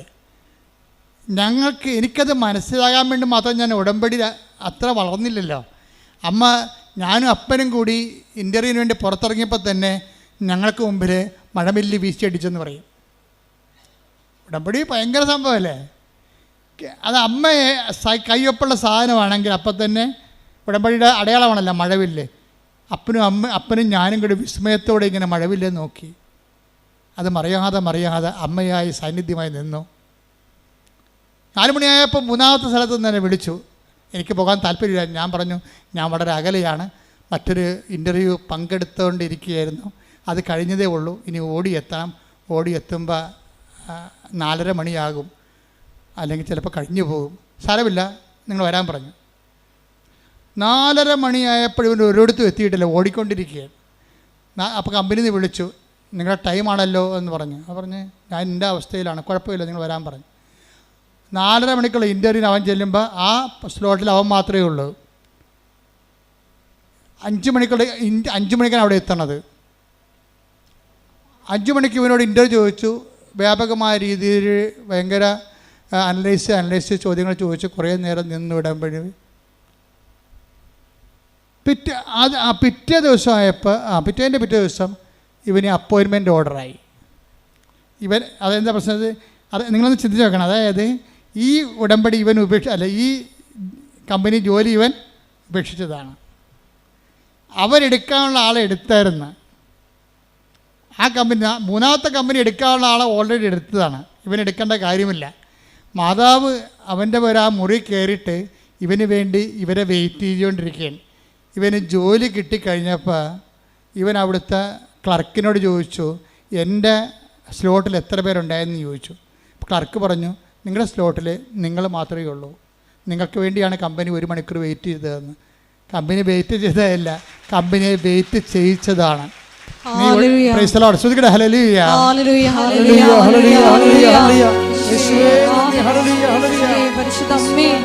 വേണ്ടി അഭിഭാഷകയായി വാദിക്കുന്ന അവിടുത്തെ സ്നേഹത്തിന് സാമീപ്യത്തിന് നന്ദി പറയുന്നു. അതായത് ഇത് അത്രയും, അതായത് ഇപ്പോഴെന്താ അവർ ഈ ഇതിനെന്താ പറയണത്, എത്ര കാലം കഴിഞ്ഞാലും എൻ്റെ ജീവിതം ഞാൻ ഉടമ്പടിയായി തന്നെ ജീവിക്കുമെന്ന് പറഞ്ഞു. എന്താ കാര്യം? ഉടമ്പടിയിൽ മറ്റ് പ്രാർത്ഥനാ രീതികളെ പോലെയല്ല. ദൈവത്തിൻ്റെ സാന്നിധ്യം സ്വപ്നമായിട്ടും. ഒരു പ്രാവശ്യം ഇവർ ജോലി പോയില്ലേ, ജോലി പോയിട്ട് ഉടമ്പടി എടുക്കാത്തൊരു കാലം ഉണ്ടായിരുന്നില്ല. അപ്പോഴും ഇവനൊരു വെളുപ്പിന് 4 മണിക്കൂർ സ്വപ്നം കണ്ട് കൃപാസന മാതാവ് കരയണേ. അപ്പോൾ ഉടനെ മിഥുൻ അമ്മയുടെ ഉടുപ്പെ തൊടാൻ നേരത്ത് മാതാവ് ഇവരെ തള്ളി മാറ്റും, നീ എന്നെ തുടരുമെന്ന് പറയും. അപ്പോൾ അന്ന് മുതൽ എന്ന് വെച്ചാൽ നമ്മൾ ഉടമ്പടിയുടെ ഫലങ്ങൾ മനസ്സിലാക്കുന്ന വെച്ചാൽ നമുക്ക് ദൈവത്തെ തൊടാൻ പറ്റിയ ആത്മീയ സാഹചര്യമുണ്ട്, തൊടാൻ പറ്റാത്ത സാഹചര്യമുണ്ട്. അതുകൊണ്ടാണ് ഞാൻ നിങ്ങളോട് പറയണത്, നിങ്ങൾ ഉടമ്പടിയോട് പാലിക്കുന്നവരും ദൈവത്തിന് നിങ്ങളെ തൊടാൻ പറ്റിയ, ദൈവം അതിനെ അനുവദിക്കാൻ പറ്റുന്ന രീതിയിൽ നിങ്ങൾ വിശുദ്ധിയും വിശ്വസ്തതയും ഉള്ളവരായിരിക്കണം. പ്രാർത്ഥിക്കട്ടെ. കർത്താവേ, ഉടമ്പടിയോട് വിശ്വസ്തതയോടെ ജീവിക്കുവാൻ എന്നെ സഹായിക്കണമേ. അപ്പൊ ഇങ്ങനെയല്ല. ഇപ്പൊ ഇത് മിഥുൻ്റെ കാര്യം, രാധമ്മ, അതായത് എന്താണ് എൻ്റെ ജീവിതമെന്ന് ഇവർ തന്നെത്താൻ പറയാണ്. അമ്മച്ചി തന്നെത്താൻ പറയാണ്, എൻ്റെ ജീവിതം ഇനി അടുത്ത ജന്മത്തിൽ ഒരു ക്രിസ്ത്യൻ കുടുംബത്തിൽ ജനിക്കണമെന്നാണ് എൻ്റെ ആഗ്രഹമെന്ന്. എന്നിട്ട് ക്രിസ്ത്യാനിയായിട്ട് ജീവിക്കണം എന്ന് വെച്ചാൽ അവരങ്ങനെ പറയാൻ കാരണം വെച്ച് കഴിഞ്ഞാൽ അതിൻ്റെ പ്രധാനപ്പെട്ട കാരണം ഇവർ ചെയ്യുന്ന എല്ലാ കാര്യങ്ങളും. ഇപ്പോൾ ആദ്യം തന്നെ ഇവർ സങ്കടപ്പെട്ട് ഇവിടെ തന്നെ എന്താ, മകൻ മദ്യപാനിയാണ്, ഭാര്യയെ തല്ലുന്നു, കുടുംബത്തിൽ സമാധാനം ഇല്ല എന്ന് പറയുമ്പോൾ ഉടമ്പടി എടുക്കുമ്പോൾ തന്നെ ആ ആഴ്ചത്തിന് അവൻ്റെ മദ്യപാനം മാറി, അവൻ വിദേശത്ത് ജോലിക്ക് പോയി, അവന് പണമായി. രാധമ്മ വന്നതെന്ന് വെച്ച് കഴിഞ്ഞാൽ ഇത് അവസാനത്തെ സ്ഥലമാണ്, ഇതുകൊണ്ട് എൻ്റെ ജീവിതത്തിൽ തീർപ്പുണ്ടാകുമെന്ന് ആഴമായ ബോധ്യത്തിലാണ് വർക്ക് ചെയ്യണത്. പിറ്റേ ദിവസം ആ ഫയൽ എടുക്കുകയാണ്, ഒപ്പിട്ട് മാറുകയാണ് കാര്യങ്ങളെല്ലാം. നിങ്ങൾക്കറിയാം, അമ്മയ്ക്ക് അധികം സമയമൊന്നും വേണ്ടല്ലോ. പിന്നെ രാധമ്മക്ക് ഒരു കാര്യം വെച്ചായി, ഇതെന്നെ സ്ഥലം ആരോടും പറയാതെ എല്ലാ ചൊവ്വാഴ്ച ഇവിടെ വരും, പട്ടിണി ഇരുന്ന് പ്രാർത്ഥിച്ചിട്ട് പോകും. അവിടെ വന്നിരുന്ന് മാതാവിൻ്റെ മുഖത്ത് നോക്കി പട്ടിണി ഇരുന്ന് പ്രാർത്ഥിച്ചിട്ട് പോകും. 9ാമത്തെ ചൊവ്വാഴ്ച പോയപ്പോൾ, 9ാമത്തെ ആരും പറയില്ല, ഞങ്ങളും പറഞ്ഞിട്ടില്ല ഇവിടെ വരാനോന്ന്. അപ്പോഴേ ഇവർ ഒറ്റക്കെടുക്കുന്ന തീരുമാനമാണ്. ചിലർ ദൈവം ഒറ്റക്ക് നയിക്കും. അവർ ഓക്കെ ആണെങ്കിലേ അടുത്ത പടി, അടുത്ത സ്റ്റെപ്പിലേക്ക്, അടുത്ത ക്ലാസ്സിലേക്ക് ദൈവം തന്നെ അവരെ കൂട്ടിക്കൊണ്ട് പോകും. അപ്പോൾ അവരോട് പറഞ്ഞ്, നീ ഒറ്റക്ക് ഇവിടെ വന്നിരിക്ക്, ഉപസിച്ചുകൊണ്ടിരിക്ക്. അങ്ങനെ 9 ചൊവ്വാഴ്ച ഇരുന്ന് 9ാമത്തെ ചൊവ്വാഴ്ച ഇവർക്ക് തൊണ്ട പഴുത്ത തൈറോയിഡാണ് അസുഖം. അത് ഉടമ്പടി വെച്ചോ ഇല്ലയെന്ന് അറിയാൻ പാടില്ല. പക്ഷേ 9ാമത്തെ ചൊവ്വാഴ്ച ഇവിടെ ഇരിക്കുമ്പോൾ തന്നെ പെടകി കഴുത്തിങ്ങനെ വന്ന് അങ്ങോട്ടും ഇങ്ങോട്ടും ചരിക്കണ പോലെ തോന്നും, എന്തോ സാധനം അടന്ന് പോണ പോലെ തോന്നും. പിന്നെ ടെസ്റ്റ് ചെയ്തപ്പോൾ ഇത്രയും വർഷം നിന്ന തൈറോയ്ഡ് കാണാനില്ല.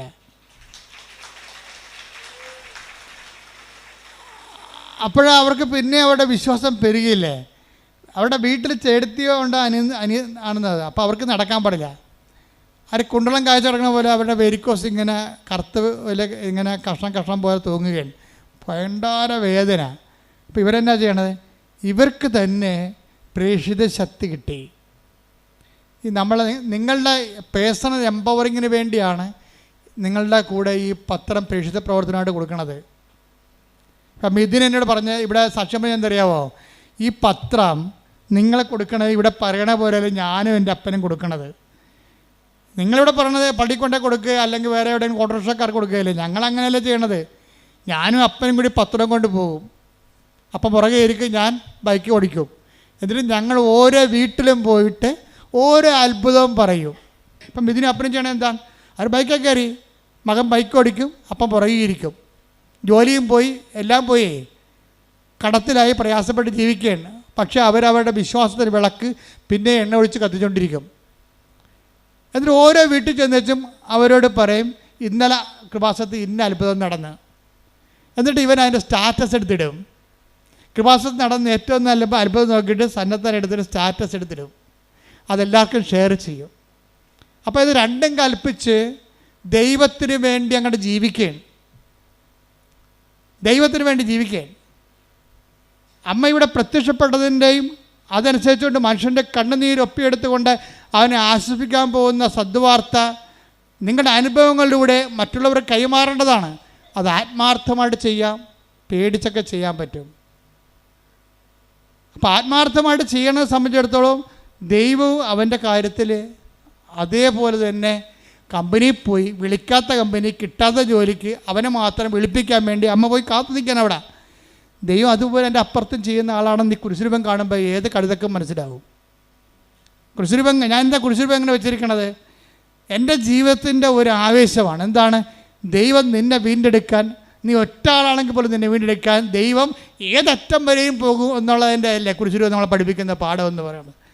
ദൈവസ്നേഹത്തിൻ്റെ ഏറ്റവും തുറന്നൊരു വായനാ പുസ്തകമാണ് കുരിശുരൂപം. അതുപോലെ അത് കണ്ട് മനസ്സിലാക്കിയിട്ടല്ലേ നമ്മൾ വിഷമമുള്ളവൻ ദൈവത്തിൽ ആശ്രയിക്കണത്. പക്ഷെ അത് ആശ്രയം സത്യസന്ധമാണെന്ന് ദൈവത്തിന് തോന്നണം. അതാണ് പ്രശ്നം. ആശ്രയം സത്യസന്ധമാണെന്ന് ദൈവത്തിന് തോന്നിക്കഴിഞ്ഞാൽ പിന്നെ നിങ്ങൾക്ക് തിരിഞ്ഞു നോക്കേണ്ടി വരത്തില്ല. രാധമ്മ എന്താ ചെയ്യണത്? രാധമ്മ എല്ലാ വീട്ടിലും ഇതുപോലെ പാവപ്പെട്ടവളാണേ, അവളില്ലാത്ത ഭക്ഷണം ഉണ്ടാക്കി വീടുകളിലൊക്കെ രോഗികളെല്ലാം കൊടുക്കും. എന്നിട്ട് കൃപാസനം മാതാവിനെക്കുറിച്ച് അവരോട് സംസാരിക്കും. സങ്കടം വരുന്ന എല്ലാ മനുഷ്യരോടും പരിഹാരമായിട്ട് രാധമ്മ പറയണത് കൃപാസനം മാതാവിനെക്കുറിച്ചും അവൾക്കുണ്ടായിരുന്ന അനുഭവമാണ് പറയണത്. അത് പറഞ്ഞ് അവസാനം അങ്ങനെ സുവിശേഷം കൈമാറാൻ വേണ്ടി ആഗ്രഹിക്കുന്നവന് ദൈവം അടയാളം കൊടുക്കും. അടയാളം അത്ഭുതം പറയുന്നത് അങ്ങനെയാണ്. അല്ല വെറുതെ കുത്തിയിരുന്ന അടയാളം കൊണ്ട് അത്ഭുതം ഉണ്ടാകത്തില്ല. Take the word of God. റോമ 15:18 എടുത്ത്. റോമ 15:18. വിജാതീയരുടെ അനുസരണം നേടിയെടുക്കേണ്ടതിന് പറഞ്ഞ വിജാതീയരുടെ അനുസരണം നേടിയെടുക്കേണ്ടതിന് വാക്കാലും പ്രവൃത്തിയാലും അടയാളങ്ങളുടെയും അത്ഭുതങ്ങളുടെയും ബലത്താലും പരിശുദ്ധാത്മാവിന്റെ ശക്തിയാലും ഞാൻ വഴി ക്രിസ്തു പ്രവർത്തിച്ചവയൊഴികെ ഒന്നിനെക്കുറിച്ചും സംസാരിക്കാൻ ഞാൻ തുനിയുകയില്ല. അതാണ് അപ്പോസ്തലിക പ്രഭാഷണം എന്ന് പറയണത്. വേറെ ഒന്നിനെക്കുറിച്ചും പറയത്തില്ല. അതായത് സുവിശേഷ കൈമാറ്റത്തിന് ഒരു മീറ്റർ ഉണ്ട്. എന്താ അതിൻ്റെ മീറ്റർ? എന്താണ്? ഒന്നിന് വായിച്ചേ. വിജാതീയരുടെ അനുസരണം നേടിയെടുക്കേണ്ടതിന് അവന് വിശ്വാസം നേടിയെടുക്കണം. അവൻ വചനത്തെ വിശ്വസിക്കണം, വചനത്തെ അനുസരിക്കണം. അനുസരണം നേടിയെടുക്കണമെങ്കിൽ എന്ത് ചെയ്യണം? വിജാതി അനുസരണം നേടിയെടുക്കാൻ വേണ്ടി ഞാൻ എന്ത് ചെയ്യണം? വായിച്ചോളൂ. വാക്കാലും പ്രവൃത്തിയാലും. വാക്കും പ്രവൃത്തിയും ഉടമ്പടിയാണത്. അടയാളങ്ങളുടെയും ഉണ്ടാകും, അത്ഭുതങ്ങളുടെയും ബലത്താലും പരിശുദ്ധാത്മാവിന്റെ ശക്തിയാലും ഞാൻ വഴി ക്രിസ്തു പ്രവർത്തിച്ചവയൊഴികെ ഒന്നിനെക്കുറിച്ചും സംസാരിക്കാൻ ഞാൻ തുനിയുകയില്ല. അപ്പൊ ഞാൻ വഴി ക്രിസ്തു പ്രവർത്തിച്ച ഇല്ലെങ്കിൽ നിങ്ങൾ ഉടമ്പടിയിലല്ല. ഒരാൾ ഉടമ്പടിയിലാണോ ഇല്ലെന്ന് നമുക്ക് എങ്ങനെ അറിയാൻ പറ്റുമെന്ന് വെച്ചാൽ അവർ വഴി ക്രിസ്തു പ്രവർത്തിക്കണം. എങ്ങനെ ക്രിസ്തു പ്രവർത്തിക്കേണ്ടത് എങ്ങനെയാ? ഇപ്പം രാധമ്മയുടെ കാര്യം എടുക്കുക എന്താണ്? ഈ കുണ്ടളം കാച്ചക്കണ പോലെ വേരിക്കോസ് മൊത്തം കറുത്ത് ഇരിക്കുകയാണ്. രാധ എന്താ പറയണത്? രാധ പോയി ഉടമ്പടി ഉപ്പും ഉടമ്പടി തൈലവും കൊണ്ടുവന്നിട്ട് ഈ കാലിൽ അങ്ങോട്ട് തേച്ച് കൊടുക്കും. 10-12 കൊല്ലമായ വേരിക്കോസാണേ. കാലം മരവിച്ചിട്ട് കഴച്ചിട്ട് തലയെ വെച്ചിട്ട് കിടന്ന നിലയും പിടിച്ച് കിടന്ന് ഉറങ്ങണ വ്യക്തിയാണ്. വേറെ ആരുമല്ല അവിടെ ചെന്നിരിക്കണത്, ഇവർ മാത്രം. ഈ പാവപ്പെട്ട ചേച്ചി ഈ ഉടമ്പടി തൈലം ഉപ്പ് എടുത്തിട്ടുണ്ട് അവരുടെ കാലെ പെട്ടി കൊടുക്കും. വിശ്വപ്രമാണം ചൊല്ലി 3-ാം ദിവസം ഇത് പുതിയ കാല് പോലെ അങ്ങോട്ട് ഇരിക്കും. ഇപ്പം ആരാണ്? രാധ വഴി ക്രിസ്തു പ്രവർത്തിക്കാൻ, ക്രിസ്തുവിന് പ്രവർത്തിക്കാൻ ആഗ്രഹമുണ്ട്. എല്ലാവരിലൂടെയും പ്രവർത്തിക്കാൻ ആഗ്രഹമുണ്ട്. എല്ലാവരിലൂടെയും ക്രിസ്തുവിന് അടയാളം നൽകാൻ ആഗ്രഹമുണ്ട്. എല്ലാവരുടെയും ക്രിസ്തുവിന് അത്ഭുതങ്ങൾ നൽകാൻ ആഗ്രഹമുണ്ട്. എല്ലാവരെയും ക്രിസ്തുവിൽ മറ്റുള്ള മനുഷ്യരുടെ വിശ്വാസത്തെ കൊണ്ടുവരാൻ ആഗ്രഹമുണ്ട്. ഈ കുണ്ടളം കാഴ്ച കിടക്കുന്ന സംഭവങ്ങൾ മാറിക്കഴിഞ്ഞപ്പോൾ രാധമ്മയെടുത്ത് വേറെ ഒരു ചെടുത്തി വന്നിട്ടും പറഞ്ഞു, അവർ ജോലിക്ക് പോണ വീട്ടിലെ ചെടുത്തി പറഞ്ഞു, രാധമ്മേ ഒരു സമാധാനമില്ല, ഭയങ്കര പണവും ഭയങ്കര വസ്തുക്കളുള്ള കുടുംബമാണ്. രാധമ്മ പറഞ്ഞ അമ്മ കേൾക്കുമല്ല, ഞങ്ങൾ 16 കൊല്ലമായിട്ട് ഇവിടുത്തെ ഒരു 3 സെൻറ്റ് സ്ഥലത്തിന് വേണ്ടി പാകുടമ്പടി നടക്കാതെ കോടതി കേസ് നടക്കുകയാണ്. 16 കൊല്ലമായിട്ട് ഈ കുടുംബത്തിൽ 8 കുടുംബമാറ്റം ഉണ്ട്. അവിടെ പാകുടമ്പടിക്ക് 16 കൊല്ലമായിട്ട് കേസുണ്ട്. 3 സെൻറ്റ് സ്ഥലത്തിന് വേണ്ടിയുള്ള തർക്കത്തിലാണ് കേസ് പോണത്. അപ്പോൾ കോടതിയിലാണ് വിഷയം. അപ്പോൾ ഈ വിഷയം രാധമ്മയോട് പറയും, രാധികയോട് പറയും. അപ്പോൾ ഇവരെന്ത് ചെയ്യും? ഇവർ നേരെ പള്ളിയിൽ പോയിരിക്കും. എന്താ പറയും? ചേച്ചി വിഷമിക്കേണ്ട ആവശ്യമില്ല, ഞാനത് അമ്മയോട് പറഞ്ഞോളാം. കുറച്ച് കഴിഞ്ഞപ്പോൾ ഒരു 3 മണിക്കൂർ കഴിഞ്ഞപ്പോൾ ചേട്ടത്തി വിളിച്ചിട്ട് പറഞ്ഞ്, രാധമ്മ എല്ലാ പ്രശ്നവും തീർന്ന്, മജിസ്ട്രേറ്റ് വന്നിട്ടുണ്ടായിരുന്നു, നിന്നളന്നിട്ട് എല്ലാം തിരിച്ചു, പ്രശ്നം തീർന്നു, ഇനി ഞാൻ വീട്ടിലോട്ട് പോവുകയാണ്, നീ അങ്ങോട്ട് വരാൻ പറയും. പെട്ടെന്നാണ്, എന്ത് സ്പീഡാണെന്ന് നോക്കിയേ. 16 കൊല്ലമാണ് 16 സെക്കൻഡ് കൊണ്ട് തീർക്കണത്. ഇതാരാ തീർക്കണത്? ഒരു പാവപ്പെട്ട ലേഡിയെ ദൈവം ഉപയോഗിക്കുകയാണ്. ആര് സത്യമായി വിശ്വസിക്കുന്നുവോ, ആര് ബോധ്യപ്പെട്ട് കർത്താവിന് വേണ്ടി വേറെ ചെയ്യുന്നുവോ, ആര് ക്രിസ്തുവിനെ കൈമാറാൻ തയ്യാറാകുന്നുവോ, അവരിലൂടെ ദൈവം പ്രവർത്തിക്കും. അപ്പം നിങ്ങളുടെ ഓരോ നിങ്ങളുടെ ഓരോ പ്രേക്ഷിത പ്രവർത്തനങ്ങളും കഴിയുമ്പോൾ നിങ്ങൾ എംപവറിങ്ങിലാണ്, പവർ ചെയ്യുകയാണ്. ദൈവം നിങ്ങളെ പവർ ചെയ്യുകയാണ്. നിങ്ങൾ കർത്താവിന് കൈമാറുന്ന ആളാണെന്ന് കണ്ടാൽ ഉടനെ ദൈവം നിങ്ങൾക്ക് അടയാളം തരാൻ തുടങ്ങും. അടയാളം, അത്ഭുതങ്ങൾ, പരിശുദ്ധാത്മാവിൻ്റെ നിറവുകൾ. അവരാണ് അവസാനം പറയണത്, ദൈവത്തെ കണ്ടുകൊണ്ട് ഞാൻ ഈ ഉടമ്പടിയിൽ ജീവിക്കുകയാണ്, ഇനിയും ഞാൻ മരണം വരെ ഉടമ്പടി തന്നെ ജീവിക്കും. എന്താ കാര്യം? ദൈവത്തെ തൊടാൻ പറ്റുന്ന ഒരു വഴികളിലൂടെയാണ് അവർ ജീവിതത്തെ സഞ്ചരിച്ചുകൊണ്ടിരിക്കുന്നത്. നിങ്ങൾ ഉടമ്പടിയിലായിരിക്കുന്നവരെ ഉടമ്പടിയെ നീതീകരിക്കണം. നിങ്ങളുടെ പ്രവർത്തനങ്ങൾ കൊണ്ട് അതിനെ സാധൂകരിച്ചുകൊണ്ട് സുവിശേഷത്തിൻ്റെ ശക്തരായ വക്താക്കളായി മാറാൻ വേണ്ടി ദൈവം നിങ്ങൾ അഭിഷേകം ചെയ്യട്ടെ. സ്തുതിക്കട്ടെ. ഹല്ലേലൂയ, ഹല്ലേലൂയ, ഹല്ലേലൂയ, ഹല്ലേലൂയ. ഹല്ലേലൂയ, ഹല്ലേലൂയ, ഹല്ലേലൂയ, ഹല്ലേലൂയ. യേശുവേ നന്ദി, ഹല്ലേലൂയ. ആരാധന, ആരാധന, ആരാധന, ആരാധന,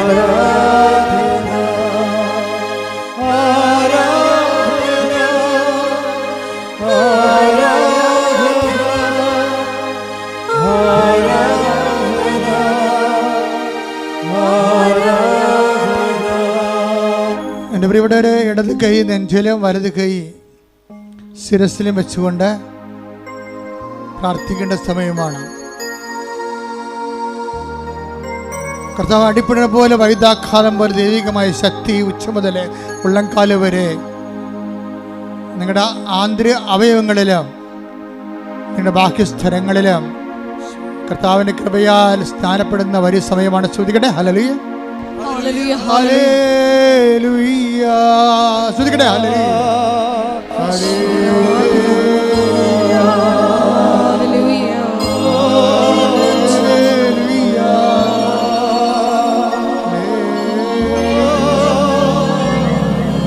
കർത്താവിന്റെ ഉന്നതമായ നാമത്തിന് സ്വന്തം ചെയ്യുന്നു. കർത്താവിന്റെ വിശുദ്ധ പൗരോഹിത്യത്തെ മഹത്വപ്പെടുത്തുന്നു.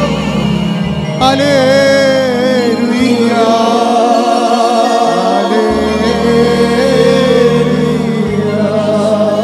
കർത്താവിന്റെ തിരുമുറുമാർന്ന വലതുകരം ഓരോ മകന്റെ മേലും ഓരോ മകളുടെ മേലും വെക്കണമേ. ശ്രദ്ധിക്കട്ടെ.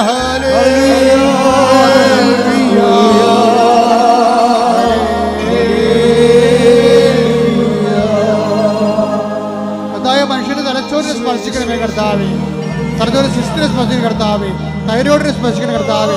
സ്പോണ്ടിലോസിസിനെ സ്പർശിക്കുന്ന കർത്താവേ. തൈറോയിഡിനെ സ്പർശിക്കണമേ കർത്താവേ. ഹിപ്പലിനെ സ്പർശിക്കുന്ന കർത്താവേ. നെഞ്ചിനെ സ്പർശിക്കണമേ കർത്താവേ. ശ്വാസകോശങ്ങളെ സ്പർശിക്കണമേ കർത്താവേ. ശ്വാസകോശങ്ങളെ സ്പർശിക്കണമേ കർത്താവേ. ദൈവത്തിന്റെ ശക്തി, ദൈവത്തിന്റെ ശക്തി, ദൈവത്തിന്റെ കരുണ മക്കളിലേക്ക് ആവശ്യിക്കട്ടെ. യേശു ക്രിസ്തുവിന്റെ നാമത്തിൽ സൗഖ്യം പ്രാപിക്കട്ടെ. ഹല്ലേലൂയ ഹല്ലേലൂയ ഹല്ലേലൂയ ആരാധന മഹത്വം ആരാധന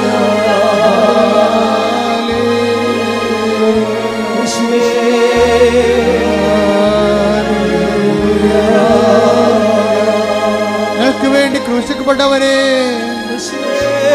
ഞങ്ങൾക്ക് വേണ്ടി തിരുവിലാവിൽ മുറിവേറ്റവരെ, ഞങ്ങൾക്ക് വേണ്ടി തിരുമുറിവാർന്ന് അണിപ്പഴുതാർന്ന് വലതുകരത്താൽ സ്പർശിക്കണമേ. ഞങ്ങൾക്ക് വേണ്ടി ക്രൂശിക്കപ്പെട്ടവരെ, ഞങ്ങൾക്ക് വേണ്ടി തിരുവിലാവിൽ മുറിവേറ്റവരെ, എന്റെ വലതുകരത്താൽ, എന്റെ ആണിപ്പഴുതാർന്ന വലതുകരത്താൽ കർത്താവേ അങ്ങയുടെ മക്കളെ സ്പർശിക്കണമേ. ഓൺലൈനിൽ പ്രാർത്ഥിക്കുന്നവര്, തീർത്ഥാടനത്തിൽ പ്രാർത്ഥിക്കുന്നവര്, കർത്താവേ നിന്റെ അത്ഭുതകരത്താൽ അടിപ്പിടർ പോലെ, കർത്താവേ അത്ഭുതകരത്താൽ അടിപ്പിടർ പോലെ വൈദാക്കാലം പോലെ ദൈവികമായ ശക്തി ഒഴുകട്ടെ. യേശു ക്രിസ്തുവിന്റെ ഉന്നതമായ നാമത്തിൽ ദൈവികമായ ശക്തി ഒഴുകട്ടെ. യേശു ക്രിസ്തുവിന്റെ ഉന്നതമായ നാമത്തിൽ ദൈവികമായ ശക്തി ഒഴുകട്ടെ. ഓരോ കോശങ്ങളിലും ദൈവികമായ ശക്തി ഒഴുകട്ടെ. ഓരോ പേശികളിലും ദൈവികമായ ശക്തി ഒഴുകട്ടെ. കൊച്ചു മുതൽ ഉള്ളംകാൽ വരെ കർത്താവിന്റെ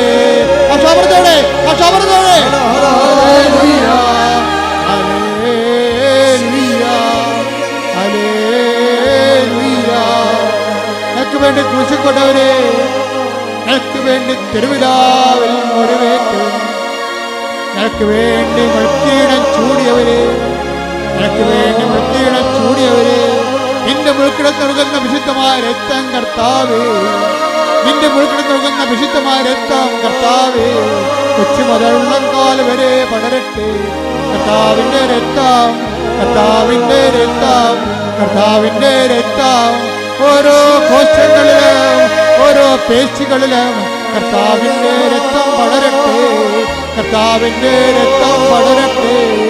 യേശുവിന്റെ ഉന്നതമായ നാമത്തിൽ, ക്രൂശിക്കപ്പെട്ടവന്റെ നാമത്തിൽ, കുരിശേറ്റവന്റെ നാമത്തിൽ, തിരുവിലാവിൽ മുറിവേറ്റവന്റെ നാമത്തിൽ, അടിപ്പിടറേറ്റവന്റെ നാമത്തിൽ യേശുവിന്റെ ശക്തി, യേശുവിന്റെ ശക്തി, യേശുവിന്റെ ശക്തി ഉച്ചമുതൽ ഉള്ളംകാൽ വരെ എല്ലാ കോശങ്ങളിലും എല്ലാ പേശികളിലും ആന്തരിക അവയവങ്ങളിലും യേശുവിന്റെ നാമത്തിൽ, യേശുവിന്റെ നാമത്തിൽ അപ്പാ സ്വർഗീയപ്പാ, അപ്പാ സ്വർഗീയപ്പാ, അങ്ങേ പുത്രനായ യേശു ക്രിസ്തുവിന്റെ നാമത്തിൽ കൈകൾ നീട്ടുന്നു.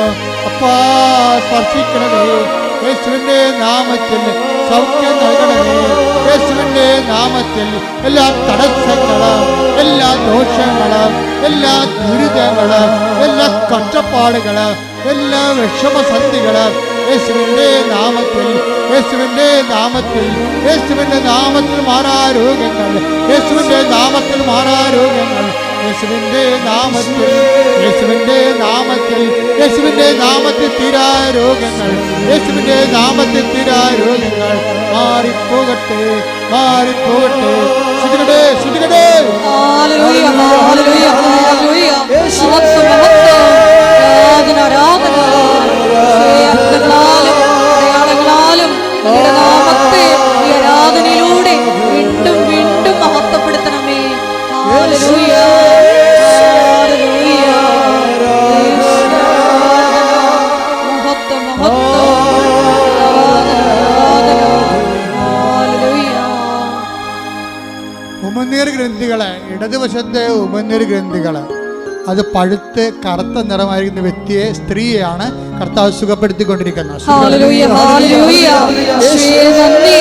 രോഗസൗഖ്യ സന്ദേശത്തിന് നന്ദി പറയുന്നു.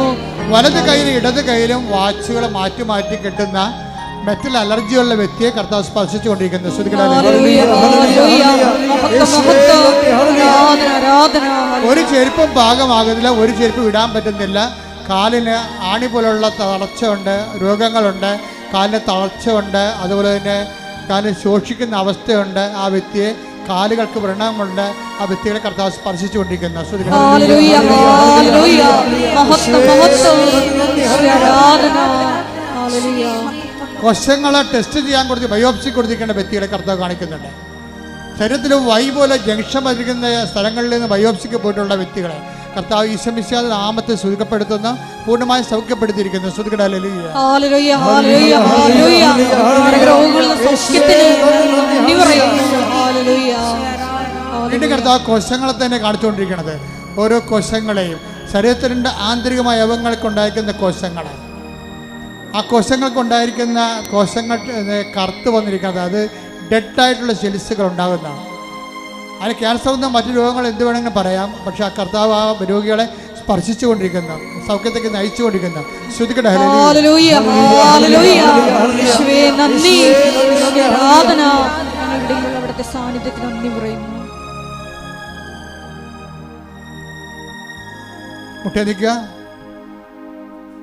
സമാപന ആശീർവാദ സമയമാണ്. ദൈവമാതാവിൻ്റെ മധ്യസ്ഥയിലെ ദിവ്യാരണി സന്നിധിയിൽ സമർപ്പിച്ച് കിട്ടിയ എല്ലാ രോഗസൗഖ്യങ്ങൾക്കും നന്ദി പറഞ്ഞുകൊണ്ട് നമുക്കൊരു നിമിഷം ദിവ്യാരണി സന്നിധിയിലായിരിക്കാം.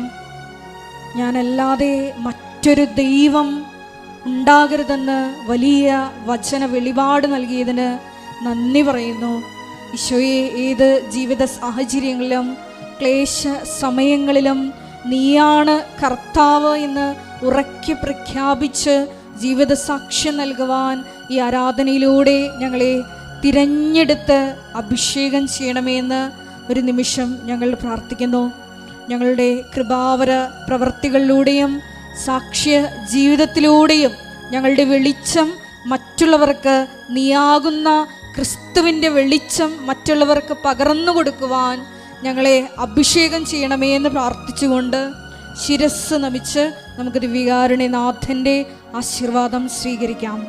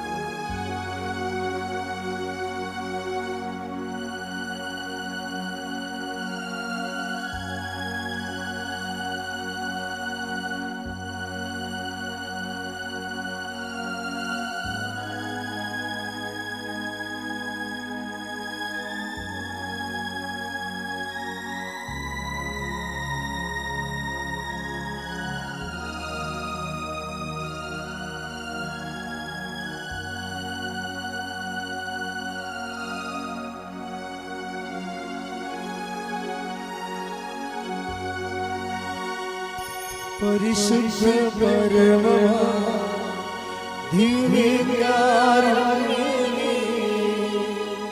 എന്നും അങ്ങേക്ക് ആരാധന. പരിശുദ്ധ പരമ ദിവ്യകാരുണ്യമേ, ഇന്നും അങ്ങേക്ക് ആരാധന. പരിശുദ്ധ പരമ ദിവ്യകാരുണ്യമേ,